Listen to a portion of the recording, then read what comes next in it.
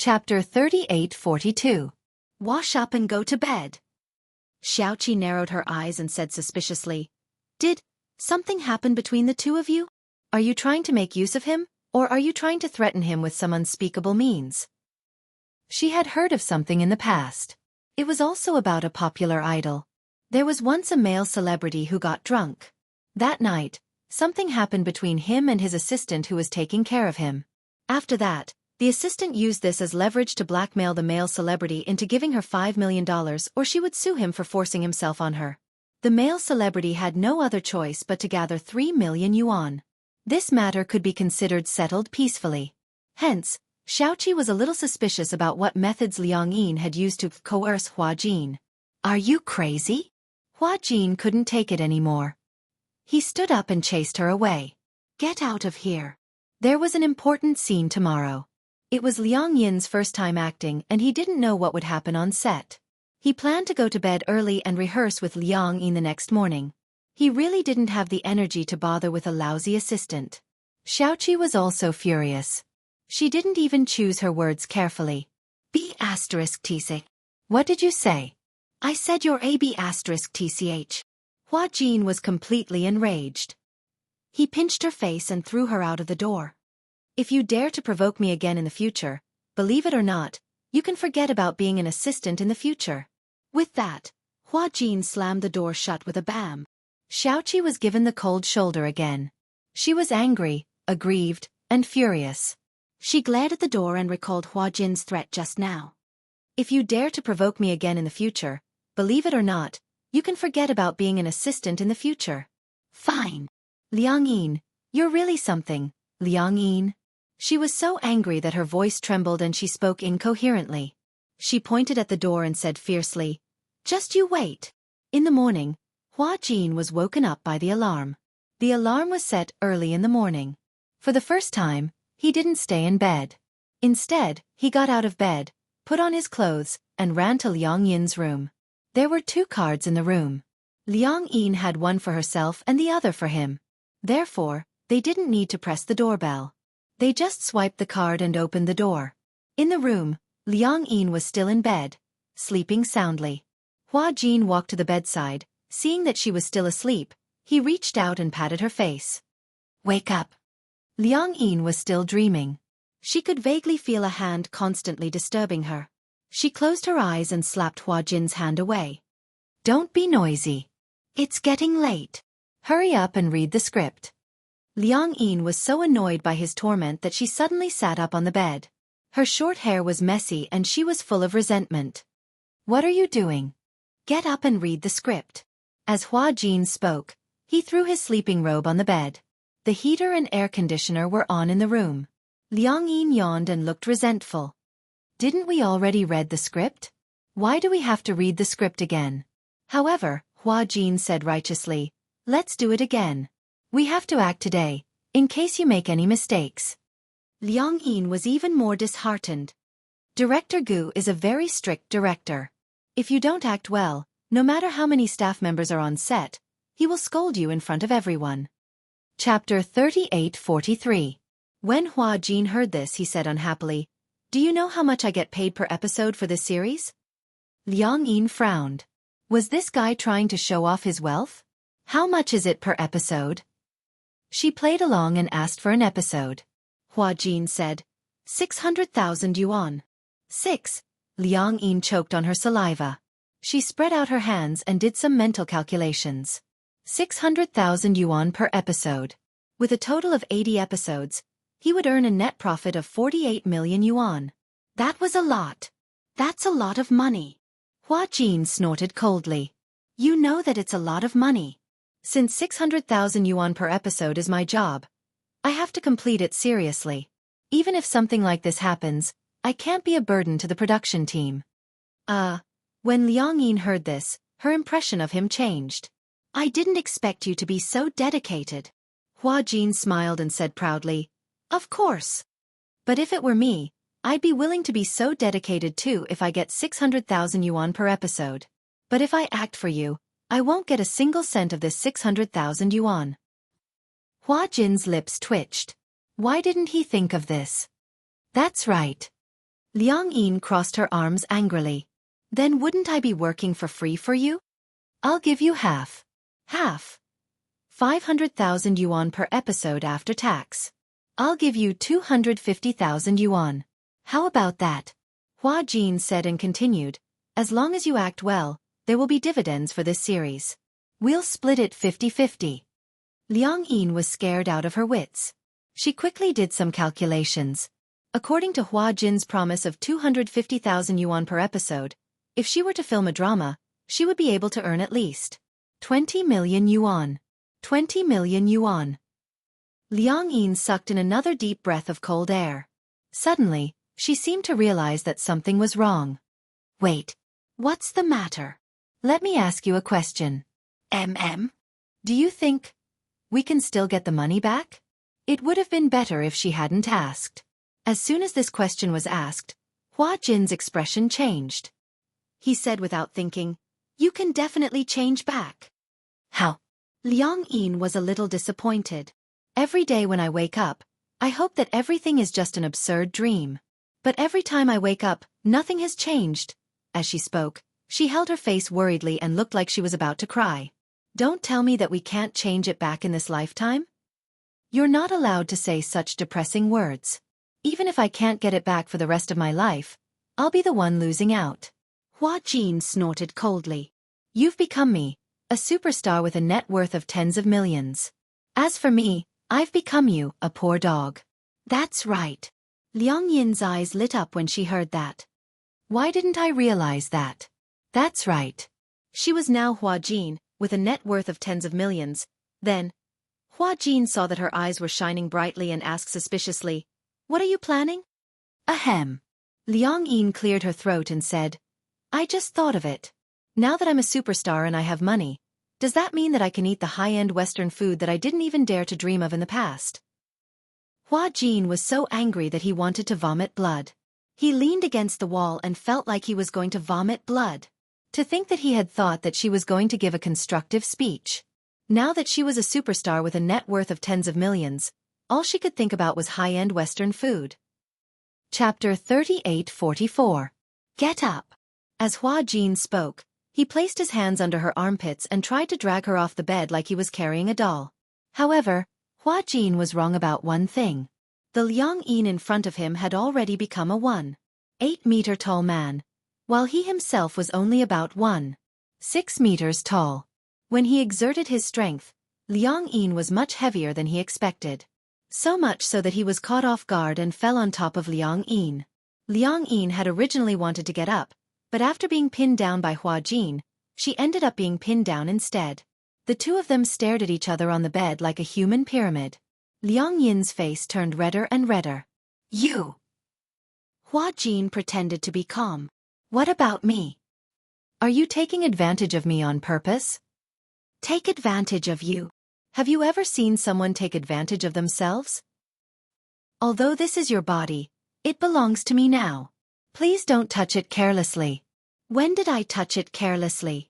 Also, how did this body become yours? How is it not mine? Then does that mean this body of mine is also mine? Do I have the right to touch it as I wish? You. No way. Don't you dare. Let's see if I dare. After the two of them fooled around for about half an hour, Liang Yin finally finished washing her face and brushing her teeth. She then sat on the edge of the bed. Hua Jin and Liang Yin began to go through the script. It had to be said that although Liang Yin's script skills were not very professional or deep, she was much better than the average new actor who had not received any professional training. This was probably the legendary talent, right? Hua Jin was sure. If she had a noble person to guide her properly, she would definitely be quite accomplished in acting. Hua Jin. It's your turn to say your lines. Hua Jin was clearly distracted. When he came back to his senses, he forgot what to say and hurriedly looked at the script in his hand. When Liang Yin saw this, she couldn't help but laugh. No way, right? Don't you remember your lines? Hua Jin naturally wouldn't admit that he had been distracted. He cleared his throat and said, I just glanced at it. While Hua Jin was sneaking glances at the lines, Liang Yin was sizing him up from time to time. When he was serious, it gave people a good feeling. Liang Yin suddenly felt that her previous impression of Hua Jin was too biased. Actually, this guy wasn't bad at all. Other than the fact that he was sometimes a little arrogant, a little sharp-tongued, and always teasing people, he was actually a pretty good man. Liang Yin suddenly reacted and realized what she was thinking. This time, it was her turn to be in a daze. Hua Jin glanced at her and asked, "Are you in a daze?" Liang Yin immediately lowered her head guiltily and stole a glance at the lines. The two of them went through their lines seriously twice. Unknowingly, the sky was already bright. Seeing that it was getting late, Hua Jin said, "Let's go." "Where are we going?" "To the set." "So early?" Liang Yin glanced at the time and saw that it was only 7 in the morning. She was a little surprised. "It's still so early. Makeup takes 2 hours. What do you think?" Hua Jin didn't allow her to explain. He grabbed her collar and walked to the cloakroom. "Hurry up and change. Just change into something else." Liang Yin sighed. "Is it so hard to be an actress? Do you have to wake up so early every day?" Chapter 38:45. After Liang Yin changed her clothes, Hua Jin led her to the set. Just as she walked out of the room, she bumped into Xiaoqi. Xiaoqi had originally planned to wake Hua Jin up, but she didn't expect that he had already changed his clothes. What she didn't know was that Hua Jin, who usually couldn't be woken up and liked to laze in bed, had actually woken up early for the first time and urged Liang Yin to finish memorizing her lines. "Ah, Master Jin, you're not lazing in bed today?" As she said this, Xiaoqi even secretly rolled her eyes at Hua Jin. She obviously didn't know that the Liang Yin now was Hua Jin. If she knew, she would regret it so much that her intestines would turn green. Liang Yin didn't react at first, but it was Hua Jin who spoke first. "Today, I'll accompany Master Jin to the set. You can stay in the hotel and play." When Xiaoqi heard this, she felt indignant. Usually, when Hua Jin was on set, she was the one who took care of him. Whenever Hua Jin was filming, which day didn't she wake up early and keep busy? Xiaoqi said exasperatedly, "How do you know how to take care of people?" "I'll take care of Master Jin." Hua Jin was speechless. This Xiaoqi, he didn't realize it before, but now it seemed that she was really quite annoying. Seeing this, Liang Yin also said, "Xiaoqi, let Liang Yin follow me to the set today."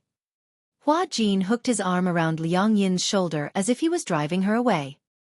He waved at Xiaoqi and said, "Go, go. There's nothing else for you to do." As he said this, he walked towards the set with Liang Yin in his arms. Xiaoqi was stunned on the spot. She didn't expect that the two of them would leave just like that. She suddenly felt a sense of uneasiness that was imminent danger. It was as if her position was being threatened. This sense of uneasiness. Liang Yin. Xiaoqi gritted her teeth hatefully as she glared at the two people who were walking further and further away. She was burning with anger. In the dressing room, Hua Jin was leisurely lying on the sofa, holding his phone and playing with it. The stylist and makeup artist looked at each other. They had never seen such an assistant before. The artist was putting on makeup, and the assistant was lying on the sofa playing games. He seemed to be very relaxed. Most importantly, he seemed to be in the right. "Master Jin," Hua Jin's personal makeup artist whispered into Liang Yin's ear, "your new assistant doesn't seem to know what she's doing." Liang Yin didn't understand what they meant. In her eyes, Hua Jin wasn't an assistant to begin with. Lying on the sofa and playing games leisurely didn't seem to be a big deal. Most importantly, in the eyes of others, such an assistant was simply unbearable. "Sigh. That new assistant." The makeup artist said, "Why are you lying on the sofa alone? Everyone is busy. Why are you the only one lying down?" Without waiting for Liang Yin to smooth things over, Hua Jin lifted his head and glanced at them coolly. However, he smirked coldly. "What's the matter? Is there a problem with me playing games? Everyone is busy. Why are you the only one who is leisurely and calm?" Hua Jin looked around and saw that in the dressing room, all the stylists and hairstylists were looking at him strangely. He locked the screen of his phone and stood up expressionlessly. However, he smiled disdainfully. "Everyone is busy because everyone is working. Isn't that normal? If you're paid, you should work hard, right?" Chapter 38:46. Did he have to stand there stupidly in order to be considered serious about work? No, that wasn't serious. That was self-abuse. Why did he have to stand there stupidly instead of lying down on the comfortable sofa?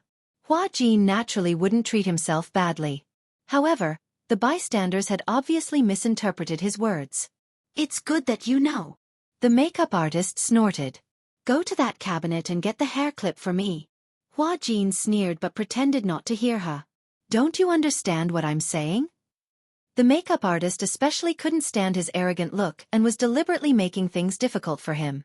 I asked you to get the hair clip. You are the makeup artist and this is your job. My job is to listen to my artist's orders and serve tea and do some chores. Why should I do your work for you? Everyone was stunned. Hua Jin added, do your own work. Everyone was even more stunned. Liang Yin, on the other hand, kept her head down, unwilling to participate in such a war. Is the makeup done? The set keeper came to rush them. The makeup artist and stylist didn't care about targeting them and hurriedly did the makeup. Hua Jin walked over and saw that Liang Yin's face seemed to be lacking something. Hence, he picked up the lipstick and dipped it in a lip liner and added a thin line at the end of her eyes. With just one stroke, this coquettish aura was completely natural. Her eyes were like silk and she was very charming. Liang Yin glanced at the mirror. Hua Jin's stroke was undoubtedly the icing on the cake and made a big difference. Do you know how to do makeup? Yes, I learned a little. Hua Jin put down the lipstick and urged, the set keeper is here to rush us. We have to go to the set now. Okay. Liang Yin stood up. She had special makeup on. She had snow-white fox ears and a silver wig. Even her contact lenses were purple. At first glance, she looked very coquettish. However, the wig is so heavy. Liang Yin held the wig, and Hua Jin immediately told her not to touch it. Don't touch it. If you loosen it, it will fall easily. Liang Yin complained incessantly. Being a celebrity is so tough. It's good that you know. Liang Yin pouted. No wonder it was said that different professions were worlds apart.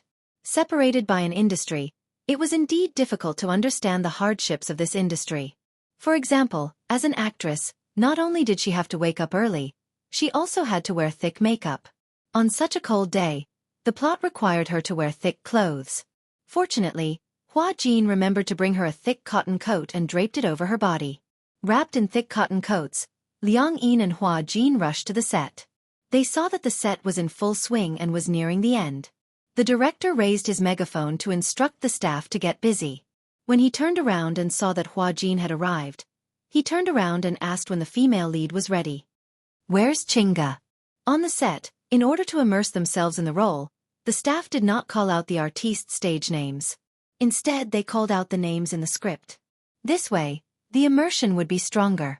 When it was time to go on stage, Liang Yin began to feel nervous. She looked at the complicated camera positions and all kinds of messy settings. Because it was a fantasy drama, many of the scenes were green screens used for special effects in post-production. Many of the props that looked high and mighty in TV dramas were no different from ordinary cosplay stage plays in real life. For a moment, Liang Yin jumped. Chapter 3847. So those awesome backgrounds were all special effects, and there was only an empty green screen on the set? It felt so fake. For a moment, Liang Yin was only focused on looking at the setup on set and completely forgot about her lines. However, when the director raised the loudspeaker and shouted for them to get ready, Liang Yin became even more nervous.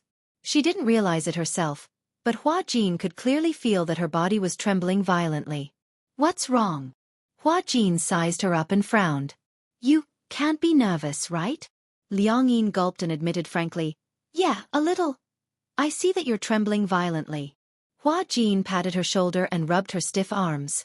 When you go on stage, stand according to the positions I told you. Do you see the two cameras over there? Yeah, I see them. That's camera A and that's camera B. Oh, I understand. Liang Yin's voice was still trembling violently. Hua Jin had already expected her to be so nervous, so he guided her and said, let me teach you a way. What way? Whether it's the director, the crew, the cameraman, or the waiting actors below the stage, you can just treat them as short winter melons. Pfft, it's hard to imagine. Actually, there's no difference between going through the script with you on set and in the room. You just have to immerse yourself in it. Hua Jin gave her a rare compliment. Actually, your acting is very good. As long as you immerse yourself in it, there won't be any problems. It's different. What's different? Hey, when we were in the hotel, there were only the two of us in the room, right? Hua Jin nodded. But there are so many people here. At a glance, the director's staff, as well as the various actors and actresses, totaled up to a few dozen people. There were so many people watching her act. How could she not be nervous? Hua Jin broke out in cold sweat. That's why I asked you to imagine them as short winter melons. I really can't imagine it. It's over. It's over. Liang Yin was a little restless. We're about to go on stage. What if I mess up?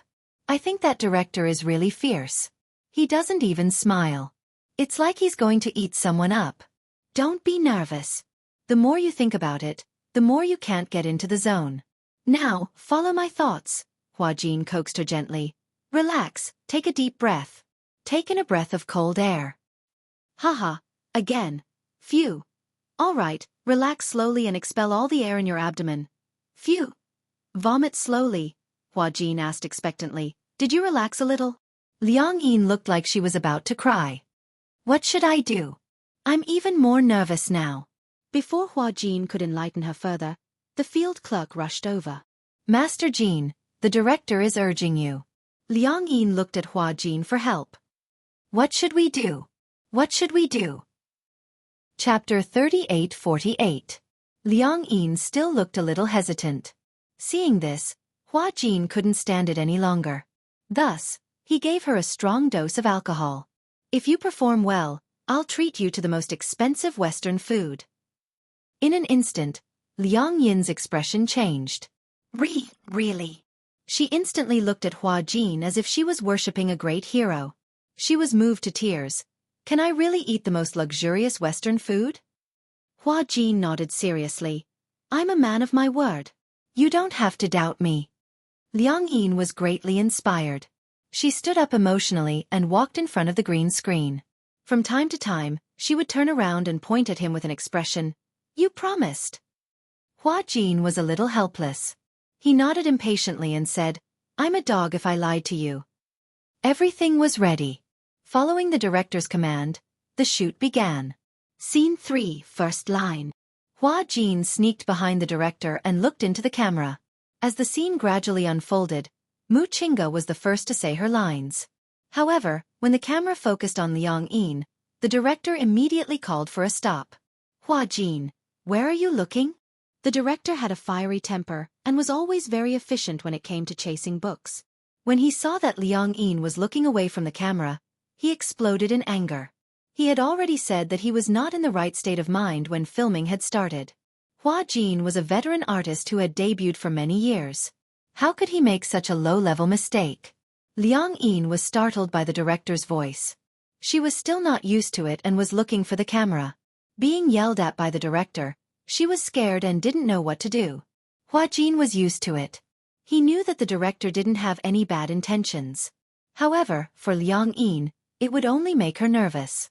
Sure enough, Liang Yin, who had gathered her courage to walk up, felt wronged and confused because of the director's yell.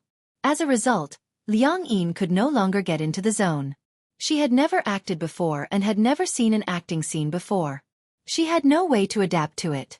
Now that she had shouted, she could not get into the mood. Moreover, she was extremely nervous. Because she couldn't get into the mood, the director shouted more than 10 NGs in a row.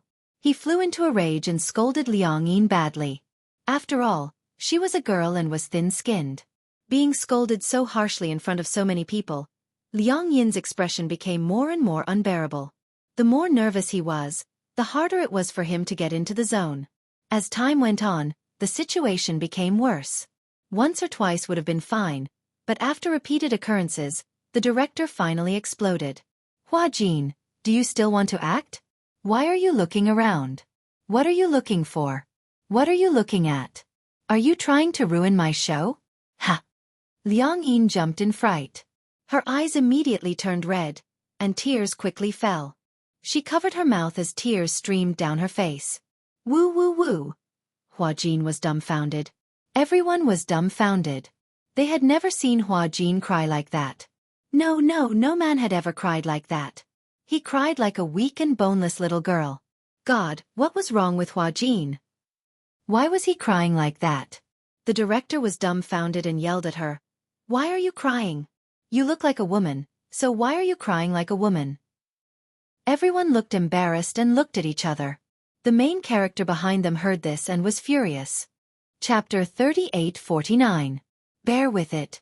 He had to bear with it. Although he didn't want to admit it, Liang Yin was crying very delicately. Hua Jin felt aggrieved. His image. His burden as an idol. All of it had been ruined by Liang Yin. On the other side, Liang Yin was still sobbing. She pouted sadly as she wiped her tears. Her tears were like pearls, falling non-stop. Hua Jin couldn't stand it anymore and rushed over. He didn't have a handkerchief with him, so he pinched his sleeve and wiped her tears. He lowered his voice and said, Why are you crying? Liang Yin didn't say anything. She continued to cry non-stop, and her nose started to twitch. Hua Jin expected better from her. She had only been scolded a little and she was already crying like this. Seeing that Liang Yin was still crying hard, the director angrily pointed to the waiting area and reprimanded her. I think you can't act anymore. How about this? The day after tomorrow. The day after tomorrow. I'll give you another chance in the afternoon of the day after tomorrow. If you continue to cause trouble like today, you'll be kicked out of this production team. Change the actor. When Liang Yin heard this, she was stunned. She didn't expect the director to change the actor just like that. Hua Jin, the nation's leading actor in costume. How could he change the actor just like that? Looking around, many people looked like they were here to watch the show. They were frowning as if they couldn't bear to see this happen, but in fact, they were waiting to see her make a fool out of herself. Hua Jin stood up and immediately said to the director, Hua Jin isn't in a good state. I'll take him back to his room to rest. When the director saw Hua Jin, he was surprised. He frowned and asked unhappily, Who are you? I'm Hua Jin's assistant. Humph, you're not good at acting, but you have a lot of assistants. Hua Jin's expression changed at his sarcastic remark, but he did not say a word. When Liang Yin heard this, she felt indignant for Hua Jin. She felt that she had implicated Hua Jin, so she said unhappily, Why do you have to say that? Shoo! Hua Jin gestured for her to keep quiet. Stop talking. Liang Yin felt wronged, but she didn't say anything. Hua Jin sent Liang Yin back to the hotel. After entering the room, Liang Yin said sadly, I'm sorry. I didn't do it on purpose. When Hua Jin heard this, he snorted in annoyance. I told you not to be nervous. In the end, you were so nervous that you didn't even have time to say a single line. You kept making NGs. Liang Yin bit her lips in grievance, wanting to say something. That's enough. Hua Jin sat on the sofa and said indifferently, There's no high-class Western food. When she heard that there was no Western food, Liang Yin felt even more disappointed. The tears that she had stopped started to flow again. Sob, sob, sob. She cried as if she had suffered a great grievance. Hua Jin was even more confused. Why did she cry even harder when he said that she couldn't eat high-class Western food? It seemed that high-class Western food was more important. Hua Jin walked up to her, squatted down, and pinched her chin. Raising his eyebrows, he said, Then I'll take you to eat Western food. Act well for the next scene, okay? This, okay, was so soft that Liang Yin was stunned. She asked worriedly, If I don't act well, will the director really change me? Chapter 38:50. When Liang Yin heard this, she nodded as if she understood.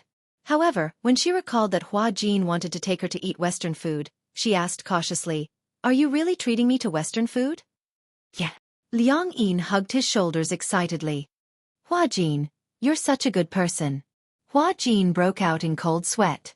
Treating someone to Western food made him a good person? This girl couldn't be a foodie, could she? Liang Yin suddenly felt that something was amiss. She glanced at Hua Jin suspiciously and suddenly reached out to touch his chest.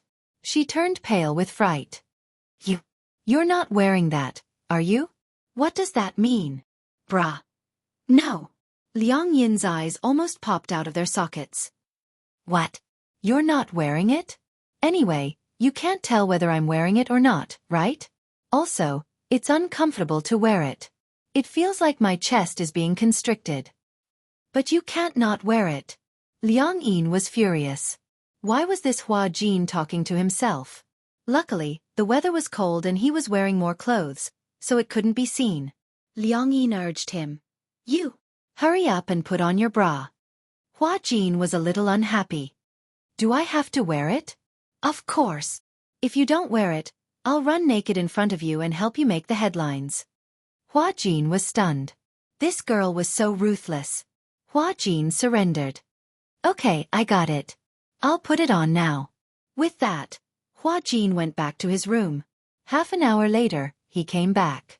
Liang Yin deliberately touched his chest and checked to make sure that he was wearing it before she withdrew her hand. Hua Jin pushed her hand away in disdain and blushed inexplicably. Don't touch me. This is my body. What do you mean by touching me? Hua Jin said awkwardly, It feels weird to have my chest touched. As he spoke, he touched it again. Hey, you're not allowed to touch me. Liang Yin grabbed his hand and asked suspiciously, Tell me the truth. Have you ever touched it secretly? Humph, it's so small, who cares? Liang Yin was not convinced.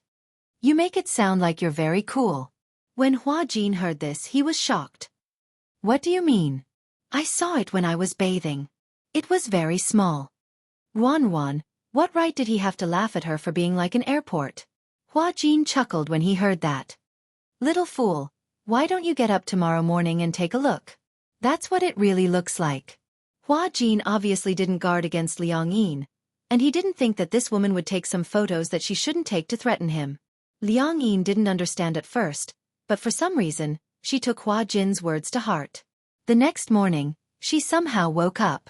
When she woke up, she felt that a certain part of her body had changed. It was swollen and uncomfortable. It was as if it was accumulating unlimited energy. Puzzled, she lifted the blanket and glanced around curiously. She saw a swollen tent in a certain area, which was bulging. Liang Yin's mouth opened into a capital O shape. What was this? There were two forms? This time, it was Liang Yin's turn to be dumbfounded. It was too scary. It was too scary. Was a man's body so magical? Humans were really mysterious. Chapter 3851. Hua Jin did not expect that she would actually listen to him and check her body. The moment she saw Hua Jin, she blushed furiously. Hua Jin was a little surprised to see her face so red. What's wrong? Why is your face so red? He reached out and touched her face. He could not help but laugh. Why is your face so red? He muttered. Could it be that you're having a fever? Liang Yin slapped his hand away. Why are you up so early today? Have you forgotten? I promised you that I would take you to eat Western food. Only then did Liang Yin remember, and she was a little stunned. She did not expect that he would really take this promise to heart. Maria's, the most famous restaurant in the capital. Although it was not the most expensive or the most luxurious, Hua Jin felt that the food there was the best. However, he needed to make a reservation in advance. Fortunately, Hua Jin had asked Qin Zhou to make a reservation. It was a private room for 2 people. Before they left, Hua Jin was still fully armed. He wore sunglasses and a big jacket. In the end, after he took them out, he realized that he had gotten the wrong person. After he urged Liang Yin to fully arm herself, the 2 of them went to the restaurant. However, even after fully armed, Hua Jin was still very careful, as if he was afraid of being discovered by the paparazzi. You're already wrapped up like this. What are you still afraid of? You don't understand. Those paparazzi are everywhere. He remembered once when he was taking a taxi after an event. On the way back, he hailed a taxi. In the end, when he was about to get out of the car, he noticed something strange on the doorframe. There was actually a pinhole detector installed on the armrest. He then realized that the driver was a paparazzi in disguise. Many celebrities in the film studio had fallen for it. When some celebrities went to nightclubs or private clubs, the paparazzi disguised as taxi drivers and wrote articles out of context. Perhaps there was nothing wrong with the words themselves. However, in the industry, the paparazzi were the scariest. They were the demons of the underworld. Who knew what they could do with words taken out of context and twist the truth? Reality proved that the trust of fans was very fragile. Water can carry a boat, but it can also capsize it. Therefore, Hua Jin had been very careful. After arriving at the Western restaurant and entering the private room, Hua Jin gave Liang Yin a thorough check. After making sure there were no problems, he allowed Liang Yin to take off her heavy coat. In the private room, the table and chairs faced the window. The windows were privacy glass. The people sitting inside could see outside, but the people outside could not see inside. The plates and cutlery had been set up in advance, and the adaptation student in charge of service entered the private room. In a high-class restaurant, even the newcomers were elegant and handsome. In front of the waiter, Liang Yin was a little embarrassed. It was her first time eating Western food, and she didn't even know which hand to use the knife and fork. It was inevitable that she was worried about embarrassing herself. Hua Jin could tell at a glance, so he took out his wallet and gave the waiter $100, saying, "We don't need your service here, thank you." The waiter took it with a smile and slowly retreated. Liang Yin was touched by his thoughtfulness. She smiled. This smile was incomparably warm. "Do you know, this is my first time eating Western food with a guy?" It was just like a date. However, she didn't say the second half of her sentence. When Hua Jin heard it, he was inexplicably surprised. He noticed Liang Yin's choice of words. Chapter 38:52. She said that it was her first time eating Western food with a guy and not a celebrity. She actually treated him as an ordinary guy. When Hua Jin heard this, he couldn't help but feel relieved. It had been a long time since he felt so relaxed. After debuting for so long, it seemed that very few people looked at him as an ordinary guy. He didn't have to act like an idol anymore. Hua Jin leaned lazily against the back of the chair and crossed his arms. He was a little puzzled. "Have you dated before?" "What? Have you dated a guy before?" When Liang Yin heard this, she said, "No, I've never had a boyfriend before." "Then, just treat this as your first date." Liang Yin teased, "You're not my boyfriend. Besides, eating with a girl doesn't count as a date, right?" Hua Jin snorted haughtily and pressed the dinner bell. Ding, ding. The desserts were served one after another. 2 corn stews, coupled with crispy bread and toast, were rich and delicious. Liang Yin had been observing Hua Jin. She had never eaten high-class Western food before, so she was at a loss for what to do with the dessert. Hua Jin understood her predicament. Hence, he took a piece of toast with his bare hands and dipped it in the corn stew. When Liang Yin saw this, she immediately followed suit and dipped the toast in the corn stew. The originally crispy toast was immediately softened by the stew and the rich fragrance filled her mouth. Wow! Liang Yin's face was full of satisfaction. Delicious! Delicious food could really bring happiness. Just a piece of French toast was enough to sweep away all of Liang Yin's gloominess on the set. All of her disappointment and sadness were swept away. Hua Jin was a little dumbfounded. It was just a piece of toast. Was there a need to be so exaggerated? The waitress quickly brought over the thin, crispy pizza. Hua Jin cut a slice for her and Liang Yin took a bite. Seeing that expression of enjoyment, Hua Jin didn't know whether to laugh or cry. It turned out that sometimes, happiness was such a simple thing. Even if it was just a bowl of corn soup? Liang Yin said enviously, "You can eat such delicious food every day. I'm jealous." Hua Jin looked at her and said meaningfully, "I envy you. You can be so happy because of a bowl of corn soup." Liang Yin froze for a moment. She understood the hidden meaning in Hua Jin's words. She lowered her head and looked at the corn soup beside her. She sighed and said, "Because I've never eaten anything so delicious." "Really? It's because you haven't had it before that you cherish it and feel happy. It's precisely because you can't obtain something with your own ability that it's so precious."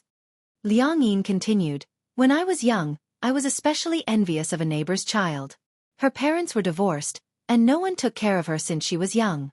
She was alone and could play as long as she wanted, even until the sky turned dark. She had never been criticized for not doing her homework or failing her exams. But later, when it was my turn, I began to envy the other students in the class. They had a father and a mother. When they returned home, the family of 3 was really very warm."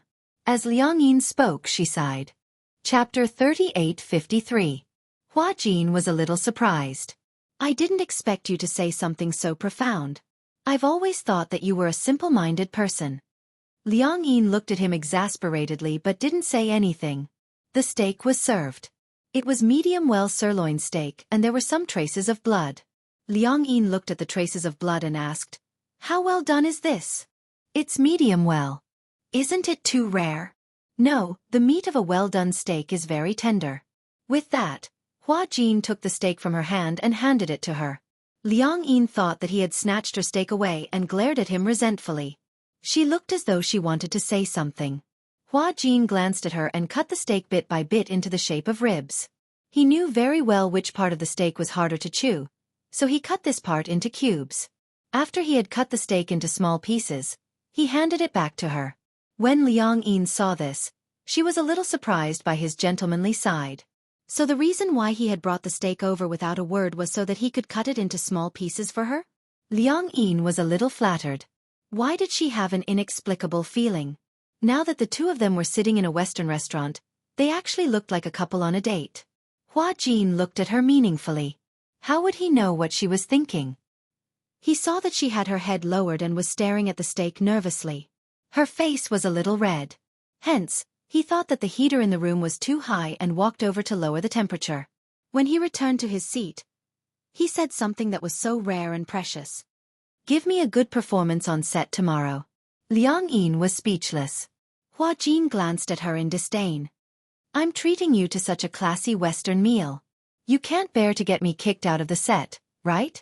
Liang Yin muttered with a red face, "I didn't do it on purpose." When Hua Jin heard this, he smiled. "I know, but others don't. In today's society, we only look at the results and not the process. No matter what the reason is, you didn't do it well."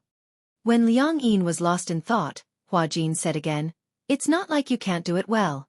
You obviously have acting skills, don't you?" "Really?" "Yes." Hua Jin revealed a charming smile. "You have to believe that you are very outstanding. Don't think that you can't do it. You were just too nervous that day." Hearing this, Liang Yin nodded solemnly. After finishing the Western food, they returned to the hotel. Liang Yin rehearsed her lines with Hua Jin as they walked. When they reached the door, they suddenly saw a girl squatting in the corner of the corridor, crying. She cried so sadly, tears and snot flowing down her face. When Liang Yin saw this, she was just about to walk up when Hua Jin immediately stopped her. "What are you doing?" "I'll go check what's going on." "Don't go there." Hua Jin warned her, "Don't poke your nose into other people's business." Liang Yin didn't think much of it. "She's squatting here crying. Maybe there's something troublesome. I'm just checking." As she said this, she pushed Hua Jin aside and walked to the girl's side. She squatted down and asked, "What's wrong?" The girl was originally immersed in her sadness.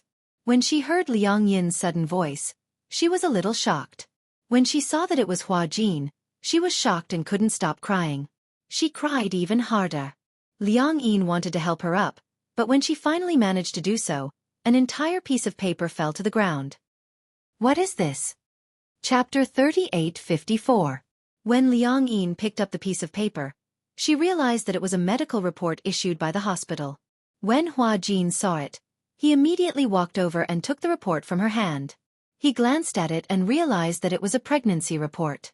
Hua Jin was shocked and asked warily, "Who are you looking for?" The girl said sadly, "He doesn't want to see me, and he doesn't believe that the child in my stomach is his." She choked and said, "I didn't mean to pester him. I just wanted to ask him how to solve this matter. He thought that I wanted to hold him back. I wanted to be his stumbling block. I love him so much. How can I be his stumbling block? But in order to follow him, I've already been betrayed. Now, how can I still have the face to go home?" Sup. The girl looked very delicate and pretty. She had a very cute face, as if she had walked out of a manga. Such a cute girl, but now she was in such a sorry state. Hua Jin quickly understood what was going on. "You're pregnant?" The girl covered her face in despair and let out a suppressed sob. Liang Yin was a little confused when she heard this. She also took the report from Hua Jin's hand. She glanced at it and was shocked. He asked suspiciously, "Who is your child's?" I can't say," the girl cried. "I can't hurt him," she cried incoherently, and no one knew what she was saying. Liang Yin was baffled by what she heard. Hua Jin understood. "Does Tang Yu know about this?" Liang Yin looked at him in surprise. Why did Hua Jin suddenly mention Tang Yu's name? Could it be that he was testing something? The girl's shoulders stiffened. Hua Jin immediately understood that he had guessed correctly. The child was indeed Tang Yu's.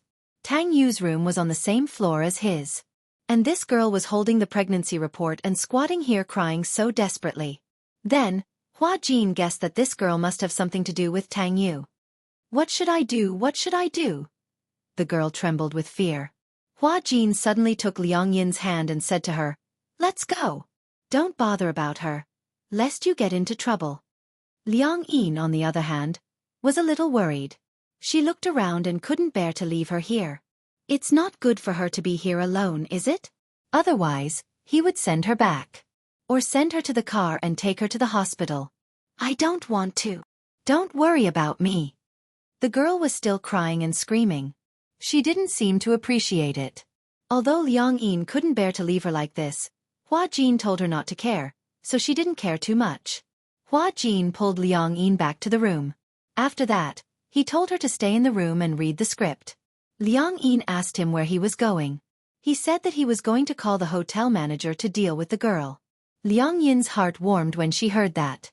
Although Hua Jin told her not to meddle in other people's business on the surface, he wasn't as cold as she had imagined. Go ahead. Hua Jin left the room. Liang Yin recalled the scene of the girl squatting in the corner crying and felt a little sad. Was that girl really pregnant with Tang Yu's child? It sounded like Tang Yu didn't admit it and refused to let her in. How could Tang Yu be so cruel? Chapter 3855. Liang Yin never thought that Tang Yu was such a cold man. Just when Liang Yin was lost in her thoughts, Hua Jin came back.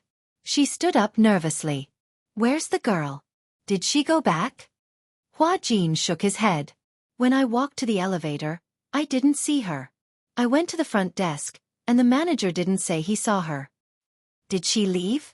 How is that possible? Hua Jin said.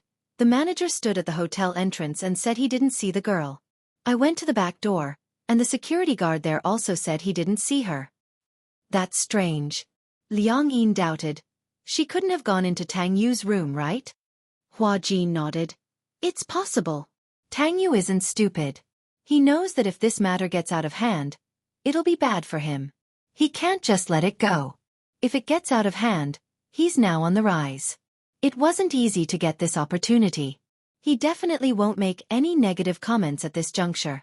If something goes wrong, the investors behind him will want to kill him. Investors? Don't you know? Nowadays, all the popular artists have investors behind them. Liang Yin shook her head blankly. This is not something you should care about. Memorize your lines and try to pass it in one take tomorrow. Liang Yin muttered. I already know my lines. I don't think you're proficient enough. Liang Yin didn't say much, so she obediently picked up the script and memorized it seriously. She tried her best to forget what had just happened and immersed herself into the script. It wasn't until very late that Liang Yin closed the script and went to bed. She had promised Hua Jin that no matter what, she must pass this scene smoothly. She was already familiar with the lines. She couldn't recite them backwards, but she could memorize them thoroughly. As long as she could overcome her nervousness and cross this hurdle, everything else would be nothing. When Hua Jin entered the room, she had already washed up and was ready. Liang Yin rushed to the set and was ready to go on stage. Just as she was preparing herself, she vaguely heard people talking about it. Have you heard? Last night, someone committed suicide by jumping off the rooftop of the hotel. Really?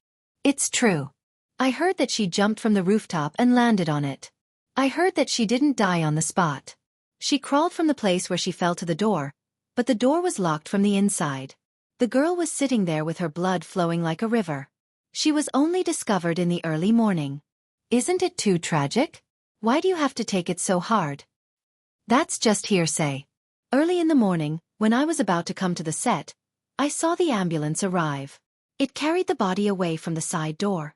I heard that the hotel doesn't allow people to go through the main entrance. It's too unlucky. They were still muttering behind his back. Liang Yin turned around and glanced at them, only to see that they immediately shut up and lowered their heads. They didn't dare to talk anymore and were busy with their own things. As soon as Hua Jin returned to the resting area, Liang Yin anxiously pulled him back. Did you hear about what happened this morning? What happened? A girl committed suicide by jumping off a building. Liang Yin was a little worried and doubtful. Could it be the girl from yesterday? Hua Jin didn't know whether to laugh or cry. Why are you so concerned about her? After all, she was fine when I saw her yesterday. Now that I hear about it, I can't help but sigh. Chapter 38:56. Hearing this, Liang Yin nodded. Hua Jin walked to the side and made a phone call. He looked around and realized that Tang Yu wasn't there. He immediately sensed something fishy. Tang Yu wasn't on set? Didn't he have a scene today? Why wasn't he here? Hua Jin asked around.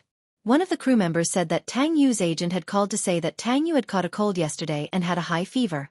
He had already gone to the hospital for a drip. Hospital? What a coincidence. Not long after, Liang Yin was ready to go on set. While waiting, she kept brewing and trying to get rid of all distracting thoughts. She slowly guided herself into the right state. She immersed herself in the role.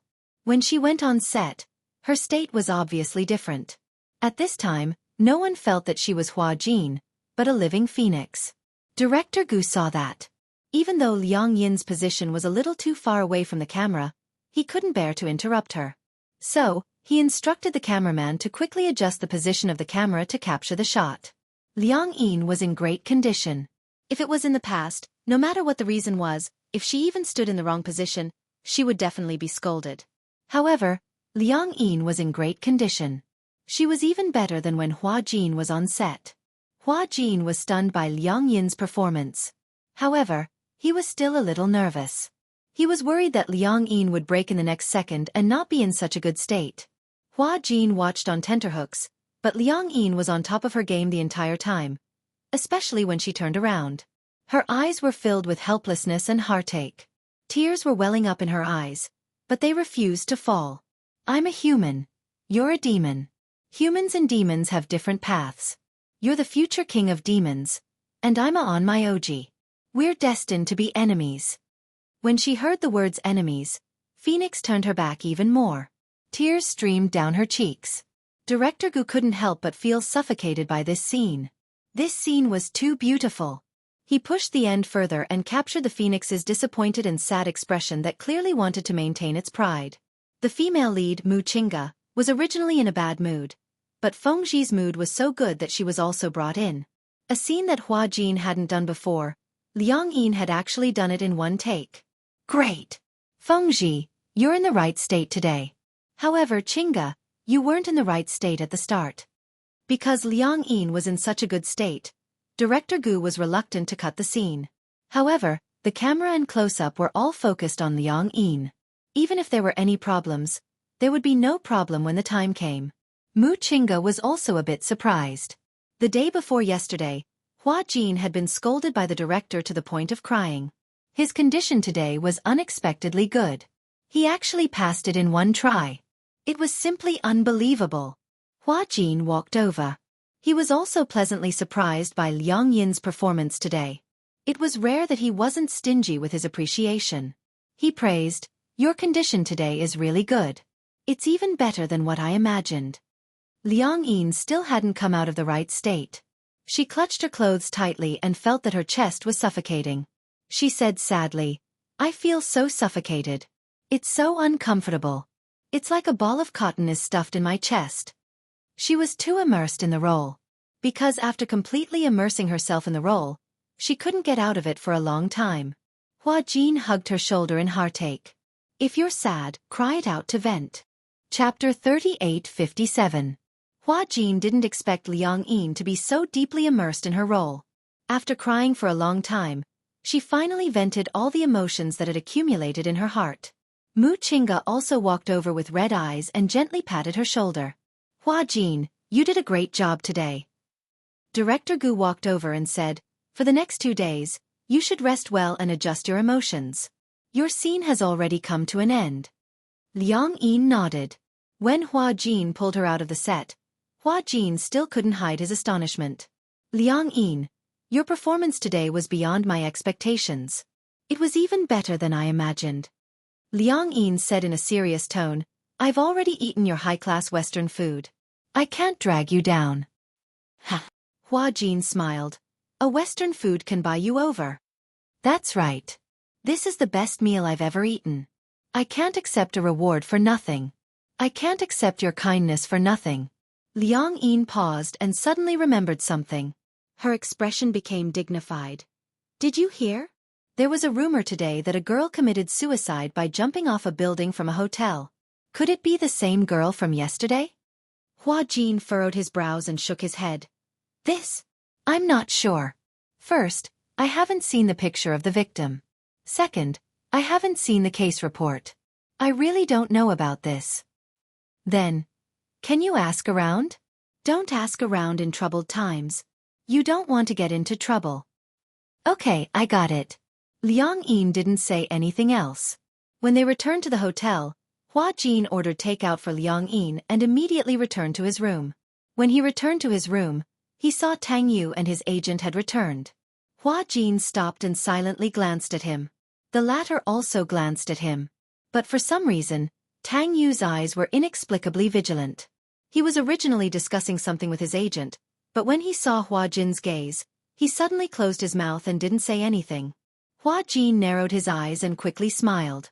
He turned around and smiled at Tang Yu. I didn't see you on set today. Where did you go? Tang Yu became even more vigilant towards Hua Jin's sudden concern. He didn't directly answer his question. Instead, he avoided the question and half-jokingly said, Why are you suddenly so concerned about me? You didn't treat me like this before. You're always so aggressive, as if you have a grudge against me. Hua Jin smiled. How can I praise another artist in front of my artist? I didn't see you on set today. I heard you were feeling unwell. You had a fever? A little. I went to the hospital and got some fluids. I feel much better now. Tang Yu's agent was a little dissatisfied when she saw Tang Yu talking nonsense with the little assistant. Okay, don't talk nonsense with her. Go back to your room and lie down. Tang Yu and his agent returned. His eyelids suddenly twitched violently. He had a feeling that something was about to happen. Brother Ting, are we really going to do this? In the room, Tang Yu was inexplicably restless. His agent, Brother Ting, who was standing in front of him, glared at him disapprovingly. What else can we do? It's already happened. Don't you want to clear your name? Do you want to invite trouble to yourself? But offending Hua Jin isn't good. Chapter 38:58. Tang Yu listened and did not say anything else. He knew that this time, he would definitely offend Hua Jin. However, there was no other way. Hua Jin was a busybody. The entertainment industry was like this. In order to protect oneself, one had to do this. It's not like I didn't remind you before. You must be clear about the relationship between a man and a woman. Moreover, you were almost caught by the paparazzi many times. Remember, you are no longer who you used to be. Now you are a commodity. A commodity that is being promoted. If your reputation is ruined because of these things, can you afford to pay the penalty? If something like this happens again in the future, I will definitely not care about you anymore. I will let you fend for yourself. Tang Yu froze when he heard this. He braced himself and said, Understood, Brother Ting. All right, rest early. Tang Yu suddenly stood up nervously. Brother Ting, are you sure it's okay? Hua Jin is Qin Zhou's man. Qin Zhou is a senior executive in Huanyu. Huanyu is backed by Xianghu. Are you sure we can win? Don't worry. We won't fight to the death with him either. After all, it's just a way to divert the public's attention. Although Tang Yu was still a little worried, he nodded. The next day, early in the morning, a piece of news dominated the headlines of all the major entertainment websites. Hua Jin's underground relationship exposed? Pregnant girlfriend jumped off a building, 2 lives lost? Popular young actor scandal exposed. Mysterious girl jumped off a building at the hotel where the Demon Eye crew stayed? Before the incident, the victim was suspected to have negotiated with Hua Jin and had a dispute, which became the fuse. Early in the morning, this piece of news was undoubtedly a blockbuster for the entertainment industry. It set off a storm. Many media outlets pointed to Hua Jin. Hua Jin had an underground lover? Pregnant and jumped off a building? This piece of news was simply shocking. In front of the public, Hua Jin's image had always been that of an innocent idol. He was very popular with the audience. With his beauty that was prettier than a woman's, he had won a huge fan base. He was one of the few high-quality idols in the entertainment industry who had both fans and audience. Everyone in the industry saw him as the next Xianxia. Xianxia was no longer around. In the entertainment industry, Xianxia used to be the ruler of the entertainment industry and his popularity was high. After his death, it was difficult to find a successor for the time being. However, many people believed that before the next Xianxia appeared, Hua Jin would be the one to take over the role. However, when such a handsome idol was involved in such a shocking scandal, not to mention the fans, even the public who weren't fans couldn't believe it. How is that possible? How could Hua Jin have an underground relationship? He must have gone to the set to promote himself again. Previously, some unscrupulous film crews actually created rumors about Xianxia and Hua Jin in order to increase their exposure. Ever since they were warned by Xianxia's husband, they deleted the news overnight, clarified and apologized. They didn't dare to do it again for a long time. Now that the scars have healed, they've forgotten the pain. I heard that Hua Jin and Xianxia are siblings. How dare they bully our Master Jin? They're obviously trying to offend Shengyu and Huanyu. Chapter 3859. The news reported that a girl jumped to her death at the hotel where Demon Eyes was staying. Although it looked like an insignificant report, for some reason, all the media outlets and Weibo marketing accounts pointed the finger at Hua Jin. They even said that the girl's suicide was related to him. Some media outlets released insider information that the girl and Hua Jin were lovers and that the girl was Hua Jin's fan. In an instant, the news of Hua Jin sleeping with a fan spread like wildfire. On the internet, there was also a storm. Hua Jin sleeping with a fan? What kind of joke was this? None of the fans believed it. There were even some extreme fans who humiliated the girl, saying that she was the disgrace of the fans and that she was tarnishing Hua Jin's reputation. Some fans even said that even if Hua Jin slept with a fan, so what? That was a fan's benefit. Even if someone wanted to sleep with him, they didn't have the chance. They even said that the girl must be risking her life to tarnish Hua Jin's reputation. At first, the passers-by still had a wait-and-see attitude towards this matter. However, no one knew whether these were true fans or the brainless comments of the internet water army. But they put Hua Jin in a whirlpool of public opinion overnight. In an instant, Hua Jin was at the center of the storm. On the internet, fans, brainless fans, anti-fans, internet water army, the media, and various marketing accounts all had their own factions. They all had their own opinions and were in an uproar. Many fanatical fans rushed to the Weibo of the media outlets that broke the news, insisting that they were tarnishing Hua Jin's reputation. They were making up stories and hurling insults at them. Their original intentions were good. However, the fans' methods were inevitably a little extreme. As a result, the media got hold of their weakness and bombarded them with attacks. Early in the morning, Hua Jin was woken up by Qin Zhou's phone call. Hua Jin, what's going on with that incident? Qin Zhou asked angrily as soon as he opened his mouth. Why did this happen all of a sudden? Hua Jin knew how to deal with things very well. Logically speaking, he would never get into trouble like this. Sleeping with a fan? Lover jumping off a building? 2 lives in one body? What kind of messy news is this? Hua Jin was also confused. He suddenly realized what had happened. It was about that girl. Jump off a building? It was reported by the media? But what did this have to do with him? How did he get involved? Wasn't this about Tang Yu? Could it be? Could it be that Tang Yu's team is behind this? When Qin Zhou heard this, he was a little suspicious. Is there a conflict between the two of you? It's not really a dispute. It's just that I've been giving him the cold shoulder on set. Why are you giving him that look? I don't like the way he does things. Sleeping with fans and not taking responsibility after sleeping with them. What the hell is this? Hua Jin paused and said, let me see what the internet says first. Your Weibo must have fallen by now. However, don't post anything on Weibo or post anything. Be careful not to be taken out of context and make another article. I understand. With that, Hua Jin hung up the phone and went online to check on the progress. After an afternoon of fermenting, the matter had progressed to an unreasonable war of public opinion. Hua Jin's army of fans was too powerful. They had offended several media outlets at once. The fans firmly believed in their idol's character and insisted that their idol wouldn't make such a low-level mistake. Several marketing accounts were so angry that they were going to hammer it in the afternoon. Chapter 3860. Liang Yin was brought back to the police station for investigation. Hua Jin rushed to Liang Yin's room just as Liang Yin was being taken away by the police. The reason was that she was the last person the victim saw before she died. When they saw Hua Jin, the police remembered that he had also appeared in the surveillance footage, so they took him away as well.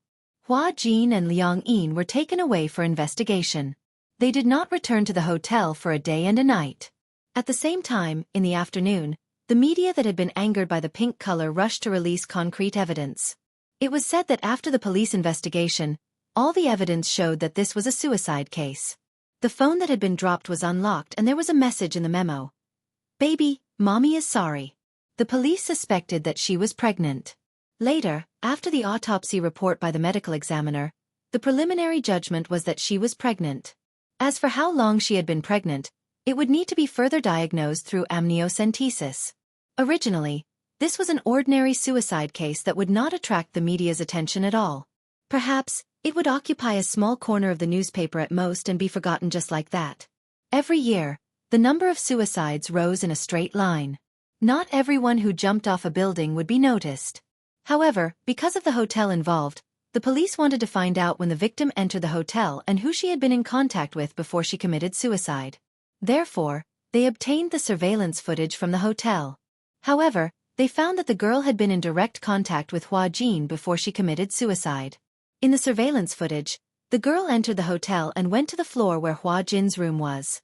However, for some reason, she squatted in the corner of the corridor and cried for a long time. Later, Hua Jin and his assistant appeared in the footage. When Hua Jin saw the girl squatting in the corner, he walked over in surprise and reached out to help her up. However, the assistant behind him was a little wary. When the girl saw Hua Jin, she suddenly became very emotional. She danced around as if she wanted to express herself urgently. However, the assistant behind him was obviously very repulsed by the girl and asked Hua Jin several times to ignore her. However, Hua Jin seemed to be hesitant. He looked at the girl and could not bear to do it. From an outsider's point of view, he always felt that there was an inexplicable bond between him and this girl. The media wishfully believed that there was a past relationship between the two of them. However, this was the media's interpretation. But, with the exposure of the surveillance footage and the media's excessive interpretation, it did seem to be the case. With the media as the director, the story unfolded just like that. This girl was a fan of Hua Jin. Coincidentally, during a visit to Hua Jin's set, the two of them met. Gradually, this girl became Hua Jin's bed partner. According to the investigation, the girl had been in and out of the film city many times, and the last person she saw before she died was Hua Jin. Hua Jin seemed to be very concerned about her. However, the assistant behind him was obviously worried that this matter would blow up. He kept urging Hua Jin to return to the room. He even turned around and said a few words to the girl. As there was only a picture and no sound, the media interpreted it as a threat from the assistant. Hua Jin's career was at its peak. If someone used her pregnancy as a threat, it would definitely cause great damage to his reputation.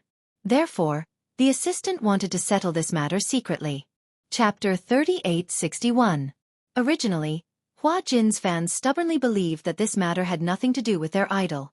However, after Hua Jin and Liang Yin were taken away by the police for investigation, many rumors became even more unbridled.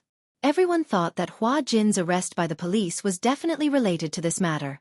Following this basis, many people started to speculate about the connection between Hua Jin and this matter, and whether there was more to the suspicions and imaginations of those people. Could it be that Hua Jin really slept with his fans? Did that girl and Hua Jin really have that kind of relationship? Was the child in her stomach really Hua Jin's?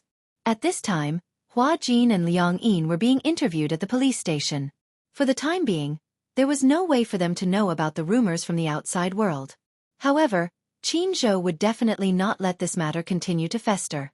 He issued a lawyer's letter, and Huan Yu's official PO also issued an official announcement.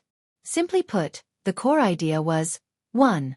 Someone used the internet water army to spread rumors and deliberately smear Hua Jin's reputation. 2. Innocent. Absolutely not afraid of any smear. 3. Huan Yu is not silent.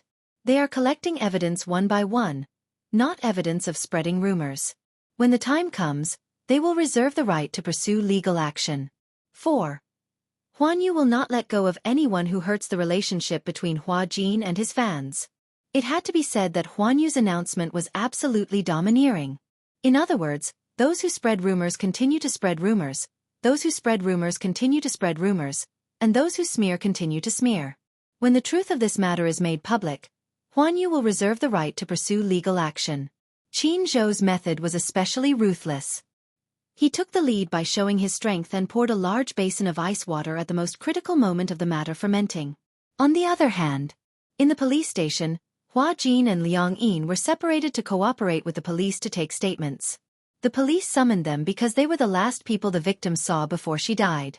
Although the case had been preliminarily concluded that it was suicide and not homicide, after investigating the scene, there was no other possibility other than jumping off a building. However, the police still needed to investigate the truth of the matter. Now there were some marketing accounts slandering Hua Jin, saying that the forces behind him had already come forward to suppress this matter. In order to prevent the scandal from spreading, Huan Yu had used many means to prevent the situation from developing further. Nowadays, many people believe that people with power and influence could even interfere with the justice system because of the words, shady deals. Netizens were very simple-minded. Only a few of them were rational. After being instigated like this, it was inevitable that they would suspect that Hua Jin had a powerful background and that there was a shady operation behind the scenes. But the truth is the truth, no matter how many times you ask. Liang Yin said calmly, "That day, I saw her squatting in the corridor, crying very sadly. I didn't know what had happened, so I went to ask her out of concern." "Is this the first time you've met?" "Yes. This is the first time I've seen her." "There was no contact before?" "No. I heard rumors that she's your girlfriend?" Chapter 3862. Liang Yin was very calm and obedient. No matter what the police asked, her answers were reasonable and well-founded. She enunciated each and every word clearly. After all, this matter had nothing to do with her to begin with. She was just telling the truth. Although she was nervous, she had to answer well. Otherwise, if she didn't answer well, the police would misunderstand and interpret it. Then, wouldn't it cause trouble for Hua Jin? On the other side, Hua Jin also cooperated with the police to complete the investigation. He reported the conversation with the girl to the police, including the unimaginable relationship between Tang Yu and the girl. "I suspect that this girl's death is related to Tang Yu," Hua Jin said without hesitation.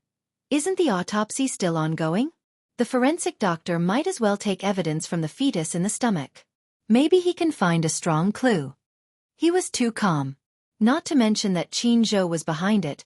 He had nothing to do with the responsibility of this matter. Therefore, no matter how many times he did it, Hua Jin's answer had already divided the responsibility clearly. And for some reason, some of the information from the police investigation leaked out. At first, the girl was pregnant and committed suicide. It was just a rumor. However, some of the police and forensic files were leaked out, and it confirmed the truth of the girl's pregnancy. On the other side, some people couldn't sit still. At the hotel, in the room, Tang Yu looked at his manager pacing back and forth anxiously in front of him. He said worriedly, "Brother Ting, what should we do? That woman seems to be pregnant. It can't really be my child, right?" The manager turned around and glared at him angrily. "Don't you know whether it's your child or not?" How would I know?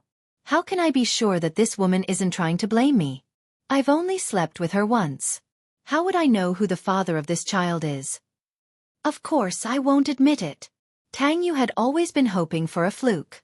This girl wasn't pregnant at all. Back then, he received a call from this girl. On the phone, the girl stammered that she was pregnant and asked him what to do. Tang Yu didn't even have a deep impression of who she was or what she looked like. He questioned who she was and what her purpose was. When the girl saw that he had turned his back on her, her heart was broken. In fact, this girl named Su Ning was one of Tang Yu's loyal fans. In order to chase after her idol, she didn't hesitate to betray her family. She quit school and went to Film City to visit her. She didn't expect that under a freak combination of circumstances, she would accidentally bump into Tang Yu and was brought back to the hotel by Tang Yu. It was a night of passion. She didn't expect such a thing to happen between her and Tang Yu. But that night, Tang Yu was drunk. When he woke up and found her lying beside him, he instantly realized the seriousness of the matter. He brought a strange woman back to the hotel. Fortunately, he was not caught by the reporters at the time. In addition, he wasn't famous at the moment. Therefore, he negotiated with this girl. The purpose of the negotiation was to prevent this night and this girl from becoming a stumbling block for him after he became famous. The girl felt a chill in her heart. She did not raise any conditions. She only said, "After today, I will never appear before you again." Tang Yu was a little surprised. He didn't expect that this girl didn't mention any conditions. Chapter 3863. Su Ning didn't expect that she would spend a night with the Prince Charming in her heart. However, she didn't expect that Tang Yu, who was originally high and mighty in her heart, would have such a frivolous side. For such a man, she didn't hesitate to fall out with her family and be betrayed by her family. However, perhaps it was because of their intimate relationship, Su Ning's attitude towards Tang Yu had slightly changed. After that day, she still followed Tang Yu. She still paid attention to everything about Tang Yu in the film and television city. However, when the fans gathered, she inexplicably felt that she was a level higher than those fans. She was special. She was different. Because she had slept with Tang Yu. She and Tang Yu had a physical relationship.